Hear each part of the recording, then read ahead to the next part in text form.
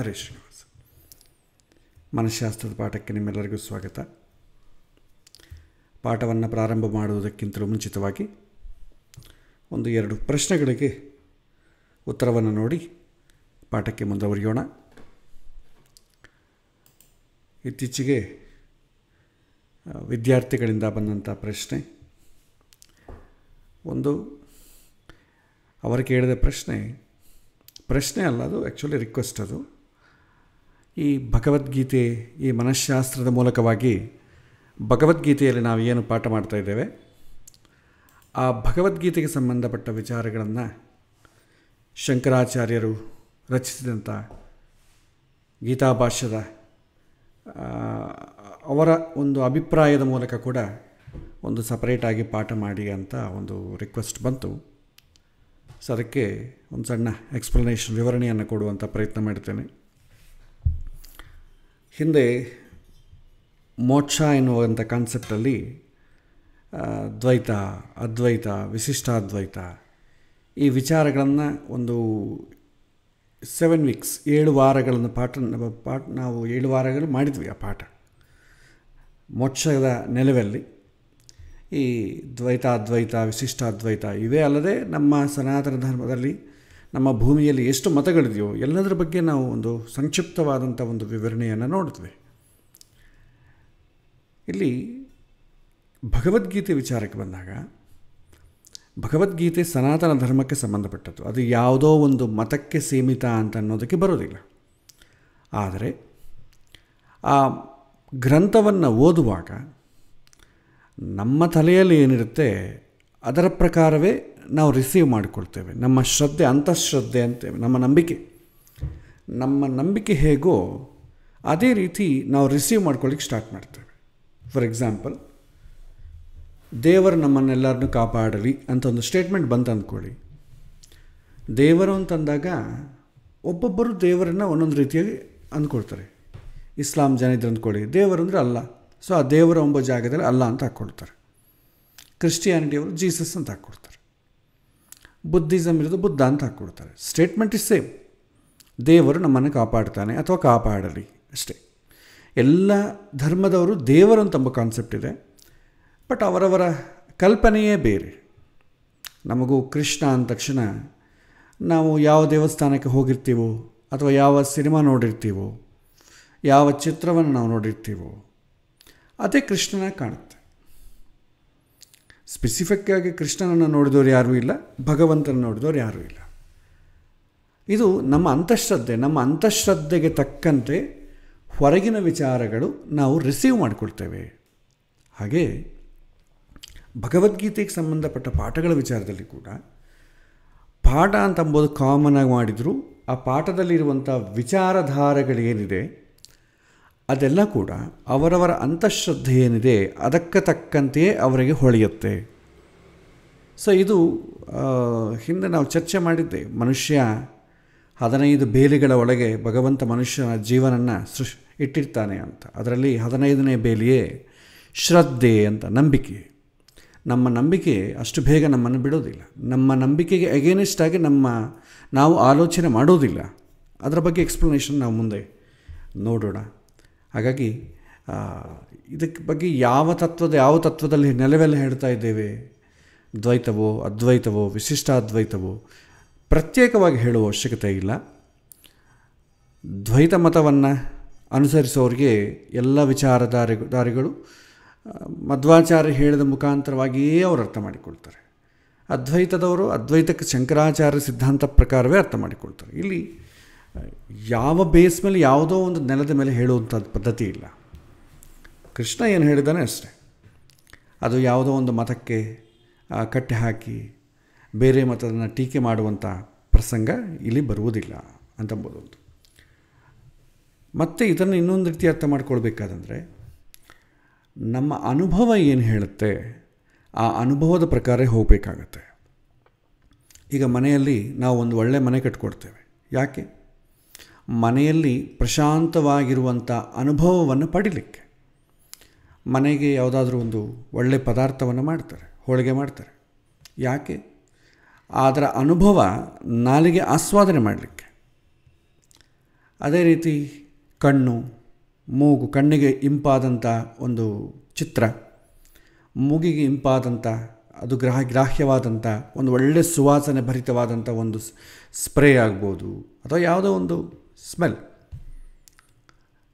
ತೋಳು, ತನಗೆ ಇಂಪಾದಂಥ ಒಂದು ಫ್ಯಾನ್ ಆಗಲಿ, ಎ ಸಿ ಆಗಲಿ, ಶರೀರಕ್ಕೆ ತುಂಬ ಕಂಫರ್ಟ್ ಆಗಿರಬೇಕು. ಅದರ ಅನುಭವವನ್ನು ನಾವು ಪಡಿತೇವೆ. ಜೀವನದಲ್ಲಿ ನಾವು ಲೌಕಿಕದಲ್ಲಿ ಮಾಡುವಂಥ ಪ್ರತಿಯೊಂದು ಆ್ಯಕ್ಟಿವಿಟಿಯಲ್ಲಿ ಕೂಡ ಇಂದ್ರಿಯಗಳ ಅನುಭವವನ್ನು ಪಡೀಲಿಕ್ಕೆ ಬೇಕಾದದ್ದನ್ನೇ ಮಾಡ್ತೇವೆ. ಆ ಇಂದ್ರಿಯ ಅನುಭವವನ್ನು ಪಡಲಿಕ್ಕೆ ಬೇಕಾದ ಪದಾರ್ಥಗಳೇನಿದೆ, ವಸ್ತುಗಳೇನಿದೆ, ಅದು ಸಂಗ್ರಹಣ ಮಾಡಲಿಕ್ಕೆ ಬೇಕಾದಂಥ ಹಣ, ಆ ಹಣವನ್ನು ಸಂಪಾದನೆ ಮಾಡಲಿಕ್ಕೆ ನಮ್ಮ ಜೀವನವನ್ನು ಇಡುಪಾಗಿಡ್ತೇವೆ. ಇದು ಎಲ್ಲರೂ ಕಾಮನ್. ಒಬ್ಬರು ಜಾಸ್ತಿ, ಒಬ್ಬರು ಕಡಿಮೆ ಅಷ್ಟೇ. ಎಲ್ಲರಲ್ಲೂ ಈಕ್ವಾಲಿಟಿ ಇದೆ.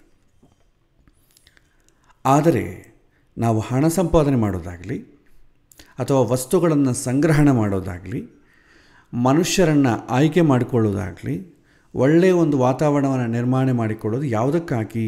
ಅನುಭವವನ್ನು ಪಡೀಲಿಕ್ಕಾಗಿ. ಅನುಭವ ನಮಗೆ ಆಗಲಿಲ್ಲ ಅಂದರೆ ನನಗೆ ಯಾಕೆ ಬೇಕು ಅಂತೇವೆ. ಈಗ ದುಡ್ಡಿನಿಂದ ಏನು ಕೊಂಡ್ಕೊಳ್ಳಿಕ್ಕಾಗಲ್ಲ, ಬರೀ ಬ್ಯಾಂಕ್ನಾಗಿದೆ, ಬ್ಯಾಂಕ್ನವ್ರು ಏನು ಮಾಡ್ತೀವಿ, ನಿಮ್ಮ ದುಡ್ಡು ಲಾಕ್ ಮಾಡಿದ್ದೇವೆ, ನೀವು ತೊಗೊಳ್ಳಿಕ್ಕೆ ಬರಲ್ಲ ಅಂತಂದು ಮತ್ತು ಯಾಕೆ ದುಡ್ಡು? ಮನೆಯಲ್ಲಿ ಒಳ್ಳೆಯ ಪದಾರ್ಥ ಮಾಡಿರ್ತಾರೆ, ಆದರೆ ನೀನು ತಿನ್ಲಿಕ್ಕೆ ಬರಲ್ಲ, ಶುಗರು ಅಂತಂದರೆ ಅದರ ಅನುಭವ ನನಗೆ ಆಗೋದಿಲ್ಲದಾಗ ಯಾಕೆ ಬೇಕು? ಈಗ ನನಗೆ ಶುಗರ್ ಇದ್ದ ಮೇಲೆ ಮನೆಯಲ್ಲಿ ಗಂಡ ಹೆಂಡತಿ ಇಬ್ಬರಿಗೂ ಶುಗರ್ ಇದೆ, ಮನೆಯಲ್ಲಿ ಹೋಳಿಗೆ ಮಾಡೋದು ಯಾಕೆ? ಮತ್ತೆ ಯಾಕೆಂತಂದರೆ ಇಬ್ಬರಿಗೂ ಅನುಭವಿಸುವಂಥ ಯೋಗ ಇಲ್ಲದಾಗ ಯಾರನ್ನ ಮಾಡ್ತಾರೆ? ಇಲ್ಲ, ನೀವು ನೋಡಬೇಕಷ್ಟೇ. ಅಂದರೆ ಅದು ಇನ್ನೂ ದೊಡ್ಡ ತೊಂದರೆ ಆಗ್ತದೆ. ನಾವು ತಿನ್ನೋದಕ್ಕಾಗೋದಿಲ್ಲ, ಆದರೆ ಆ ಪದಾರ್ಥ ಇದೆ ಅಂತಂದರೆ ಅದನ್ನು ನೋಡಿದಾಗ ನಮಗೆ ಸಹಿಸಿಕೊಳ್ಳೋಕ್ಕಾಗೋದಿಲ್ಲ. ಹಾಗೆ ನಮ್ಮ ಜೀವನದಲ್ಲಿ ಪ್ರತಿಯೊಂದು ಅಷ್ಟೇ. ಅನುಭವಕ್ಕೆ ಬಾರದೇ ಇದ್ದಾಗ ನಾವು ಅದನ್ನು ಹೊರಗಾಗ್ತೇವೆ. ಆದರೆ ಆಧ್ಯಾತ್ಮಿಕ ವಿಚಾರ ಮಾತ್ರ ನೋಡಿ, ನಮಗೆ ಅನುಭವಕ್ಕೆ ಬಾರದೇ ಇದ್ದರೂ ಕೂಡ ಅದನ್ನು ಮತ್ತಿಷ್ಟು ಹಿಂದೆ ಇಟ್ಟುಕೊಂಡು ಮೆರಿತೇವೆ ನಾವು. ಈಗ ನಾವು ಉಲ್ಲೇಖಿಸಿದಂಥ ದ್ವೈತಾದ್ವೈತ ವಿಶಿಷ್ಟಾದ್ವೈತಗಳಲ್ಲಿ ಗುರುಗಳು, ಜ್ಞಾನಿಗಳು ಹೇಳಿದಂಥ ಮಾತುಗಳು, ವಚನಗಳೇನಿದೆ, ಅವುಗಳನ್ನು ನಾವೆಲ್ಲವನ್ನೂ ತಲೆಗಿಟ್ಟುಕೊಳ್ತೇವೆ. ತಲೆಗಿಟ್ಕೊಳ್ಳೋದು ಒಂದೇ ಅಲ್ಲ, ಸಂದರ್ಭ ಬಂದಾಗ ನಾವು ಕೋಟ್ ಮಾಡ್ತೇವೆ. ಈಗ ನಾವು ವಾಟ್ಸಾಪಲ್ಲಿ ಬೆಳಗ್ಗೆ ಎದ್ದ ತಕ್ಷಣ ಯಾರೋ ಹಾಕಿರ್ತಾರೆ, ಯಾರೋ ಒಂದು, ಈಗ ನಾವು ಎಕ್ಸ್ಪ್ರೆಷನ್ಸ್ ಕೂಡ ನಾವಾಗಿ ಓನ್ ಕಾಂಟ್ರಿಬ್ಯೂಷನ್ ಏನಿಲ್ಲ, ಆಲ್ರೆಡಿ ಪ್ರೀ ಕ್ರಾಫ್ಟೆಡ್ ಇರ್ತದೆ. ನಾವು ನಗಬೇಕು ಅಂತ ಅಂದ್ಕೊಳ್ಳಿ, ನಗಬೇಕಾದ್ರೆ ಸ್ಮೈಲ್ ಸಿಂಬಲ್ ಒಂದಿರುತ್ತೆ. ಅವನಿಗೆ ನೀ ಚೆನ್ನಾಗಿದಪ್ಪ ಅಂತ ಅನ್ಬೇಕಾದ್ರೆ ಹೀಗೆ ಬೆಟ್ಟು ಹೀಗೆ ಇಟ್ಕೊಳ್ಳುವಂಥ ಸಿಂಬಲ್ಸ್ ಇರುತ್ತೆ, ನಮಸ್ಕಾರ ಮಾಡುವಂಥ ಸಿಂಬಲ್. ನಿಜವಾಗೂ ನಮಗೆ ನಮಸ್ಕಾರ ಮಾಡಬೇಕಿದ್ದು ಇಲ್ಲದ್ರೂ ಕೂಡ ಅಲ್ಲೊಂದು ಸಿಂಬಲ್ ಇರ್ತದೆ, ಅದನ್ನು ಒತ್ತು ಬಿಟ್ಟರೆ ಅದು ಹೊಟ್ಟೋಗ್ತದೆ. ಆ ಕಡೆ ಇರೋನು ಅಂತಾನೆ, ಅಯ್ಯೋ ನಮಸ್ಕಾರ ಮಾಡಿದ್ದಾನೆ, ತುಂಬ ಖುಷಿ, ಅವನಿಗೆ ಕಾಲಿಗೆ ನಮಸ್ಕಾರ ಮಾಡಿದಷ್ಟು ಖುಷಿ ಆಗಿಬಿಡ್ತದೆ. ಆದರೆ ಈ ಕಡೆ ಇದ್ದವನಿಗೆ ಆ ಫೀಲಿಂಗ್ಸೇ ಇರಲ್ಲ. ಈ ರೀತಿ ನಾವು ಈ ಆಧ್ಯಾತ್ಮಿಕ ವಾಂಗ್ಮಯ ಏನಿದೆ, ಇದೆಲ್ಲ ಕೂಡ ಕೊಟೇಶನ್ಸ್ ಅಷ್ಟೇ. ಆ ಕಡೆ ಇರೋನಿಗೇನು ಅನಿಸುತ್ತೆ, ಅಬ್ಬಾ ಎಷ್ಟು ಒಳ್ಳೆಯ ವಿಚಾರ ಹೇಳಿದ್ದಾನೆ, ಇವನು ತುಂಬ ತಿಳ್ಕೊಂಡಿದ್ದಾನೆ ಅಂತ ಅಂದ್ಕೊಳ್ತಾರೆ. ಆದರೆ it is just A quotation ಅಂತ ಯಾವಾಗ ಆಗತ್ತೆ ಅಂತಂದಾಗ, ಯಾವುದೇ ಒಂದು, ಇದು ವೇದವ್ಯಾಸರ ಮಾತು, ನಮ್ಮ ಮಾತಲ್ಲ. ವೇದವ್ಯಾಸರು ಹೇಳ್ತಾರೆ, ಯಾವುದೇ ಒಂದು ತತ್ವ ಇದೆ, ಆ ತತ್ವ ಎಷ್ಟು ಬಲ ಇದ್ದರೂ, ಎಷ್ಟು ಸ್ವಾರಸ್ಯ ಇದ್ದರೂ ಕೂಡ ನಮ್ಮ ಅನುಭವಕ್ಕೆ ಬಾರದೇ ಇದ್ದರೆ ಅದು ಜಸ್ಟ್ ಎ ಕೊಟೇಶನ್. ಅದು ನಿಮಗೆ ಜೀವನ ಪ್ರಯುಕ್ತ ಆಗೋದಿಲ್ಲ, ಅದು ಕೇವಲ ಒಂದು ಬುದ್ಧಿ ತೃಪ್ತಿಗೆ ಮಾತ್ರ ಉಪಯೋಗ ಆಗುತ್ತೆ ಅಂತ ಸಾಕ್ಷಾತ್ ವೇದವ್ಯಾಸ ದೇವರು ಹೇಳ್ತಾರೆ. ಹಾಗಾಗಿ ಯಾವುದೇ ತತ್ವ ಇರ್ಬೋದು, ಅದ್ವೈತ ಆಗ್ಬೋದು, ಅದ್ವೈತ ಆಗ್ಬೋದು, ವಿಶಿಷ್ಟ ಅದ್ವೈತ ಆಗ್ಬೋದು, ನಮಗೆ ಅನುಭವಕ್ಕೆ ಬಾರದೇ ಇದ್ದರೆ ಅದು ಇನ್ನೊಬ್ಬರಿಗೆ ಹೇಳುವಂಥ ಕೊಟೇಶನ್ ಆಗ್ತದೆ, ಅಥವಾ ನಾನು ಇಷ್ಟು ತಿಳ್ಕೊಂಡಿದ್ದೇನೆ, ನಾನು ಸಮರ್ಥನಿದ್ದೀನಿ ಅಂತ ನಾವು ಹೇಳಿಕೊಳ್ಳಲಿಕ್ಕೆ ಒಂದು ಮೆಷರ್ ಆಗುತ್ತೆ ಅಷ್ಟೆ. ಆದರೆ ಅದರ ಅನುಭವ ನಮಗಾಗೋದಿಲ್ಲ. ಯಾಕಿದನ್ನು ಈಗ ಕೋಟ್ ಮಾಡ್ತಾ ಇದ್ದೀನಿ ಅಂತಂದರೆ, ಶಂಕರ ತತ್ವವನ್ನು ನಾವು ನೋಡಿದ್ವಿ. ಜೀವ ಇಲ್ಲ, ಒಂದೇ ಇರೋದು, ಬ್ರಹ್ಮ ಒಬ್ಬನೇ ಇರೋದು. ಆ ಬ್ರಹ್ಮಗೆ ಅಜ್ಞಾನದಿಂದ ಶರೀರ ಬಂತು ಅಂತ ಹೇಳ್ತಾರೆ. ಆದರೆ ಇದು ನಮ್ಮ ಅನುಭವಕ್ಕೆ ಬಂದಿದೆಯಾ? ಶಂಕರಾಚಾರ್ಯನ ಕೋಟ್ ಮಾಡ್ತೇವೆ, ಆದರೆ ಅವ್ರ ತತ್ವವನ್ನು ತಿಳ್ಕೊಂಡು ಅದನ್ನು ಅನುಭವಕ್ಕೆ ಪಡೆಯುವಂಥ ಪ್ರಯತ್ನ ನಾವು ಯಾರೂ ಮಾಡ್ತಾ ಇಲ್ಲ. ಅದು ಯಾವುದೂ ನಮಗೆ ಅನುಭವಕ್ಕೆ ಬಂದಿಲ್ಲ. ಇರೋದು ಒಂದೇ, ಬ್ರಹ್ಮ ಸತ್ಯ, ಜಗತ್ತಂತ ಮಿಥ್ಯ. ಇದು ಯಾರಿಗಾದರೂ ಅನುಭವಕ್ಕೆ ಬಂದಿದೆಯಾ? ಯಾರಿಗೂ ಬಂದಿಲ್ಲ. ನಾನು ಹೇಳೋದೇನಂತಂದರೆ, ಡೇ ಟು ಡೇ ಲೈಫಲ್ಲಿ ನಾವು ಅನುಭವಿಸ್ತಾ ಇದ್ದೀವಾ? ಇಲ್ಲ. ನಾವು ಯಾವಾಗಾದರೂ ಪಾಠಕ್ಕೆ ಹೋಗ್ತೀವೋ ಮಠಗಳಿಗೆ ಹೋಗ್ತೀವೋ ಯಾವುದಾದ್ರೂ ಫಂಕ್ಷನ್ಸಿಗೆ ಹೋಗ್ತೀವೋ ಆವಾಗಲೇ ನಾವು ಇದನ್ನೆಲ್ಲ ಅನುಭವಕ್ಕೆ ಬರುತ್ತೆ. ನಿತ್ಯ ನಾವು ಉದ್ಯೋಗಕ್ಕೆ ಬೆಳಗ್ಗೆದ್ದ ತಕ್ಷಣ ಸ್ನಾನ ಮಾಡಿ ಕ್ಯಾರಿಯರ್ ಬಾಕ್ಸ್ ಹಾಕ್ಕೊಂಡು ಉದ್ಯೋಗಕ್ಕೆ ಹೋಗೋ ಕಾಲಕ್ಕೆ ದ್ವೈತ ಇಲ್ಲ ಅದ್ವೈತ ಇಲ್ಲ ಯಾವುದೋ ನೆನಪು ಬರೋದಿಲ್ಲ, ಅದರ ಅನುಭವವೇ ನಮಗಿರೋದಿಲ್ಲ. ಆದರೆ ಸಂಡೇ ಹೊತ್ತು ಎಲ್ಲಾದರೂ ಫಂಕ್ಷನಿಗೆ ಕರೆದಿದ್ದಾರೆ, ಆವಾಗ ನಾವು ನಮ್ಮ ಮತಕ್ಕೆ ತಕ್ಕಂತೆ ನಾವು ಬಟ್ಟೆಯನ್ನು ಧರಿಸೋಣ, ಅಲ್ಲಿ ಹೋಗಿ ನಮ್ಮ ಮತಕ್ಕೆ ತಕ್ಕಂತೆ ನಾವು ಪಾರಾಯಣವನ್ನು ಮಾಡೋಣ, ಅದಕ್ಕೆ ತಕ್ಕಂತೆ ನಾವು ಆಹಾರ, ಅದಕ್ಕೆ ತಕ್ಕಂತೆ ನಮ್ಮ ಮುಖದಲ್ಲಿ ಚಿಹ್ನೆಗಳು, ಹೀಗಿರ್ತೀಯ ಹೊತ್ತು ದೈನಂದಿಕ ಡೇ ಟು ಡೇ ಆ್ಯಕ್ಟಿವಿಟೀಸಲ್ಲಿ ನಮಗೆ ಯಾವುದಕ್ಕೂ ಅದು ಅನುಭವಕ್ಕೆ ಬರುವುದಿಲ್ಲ.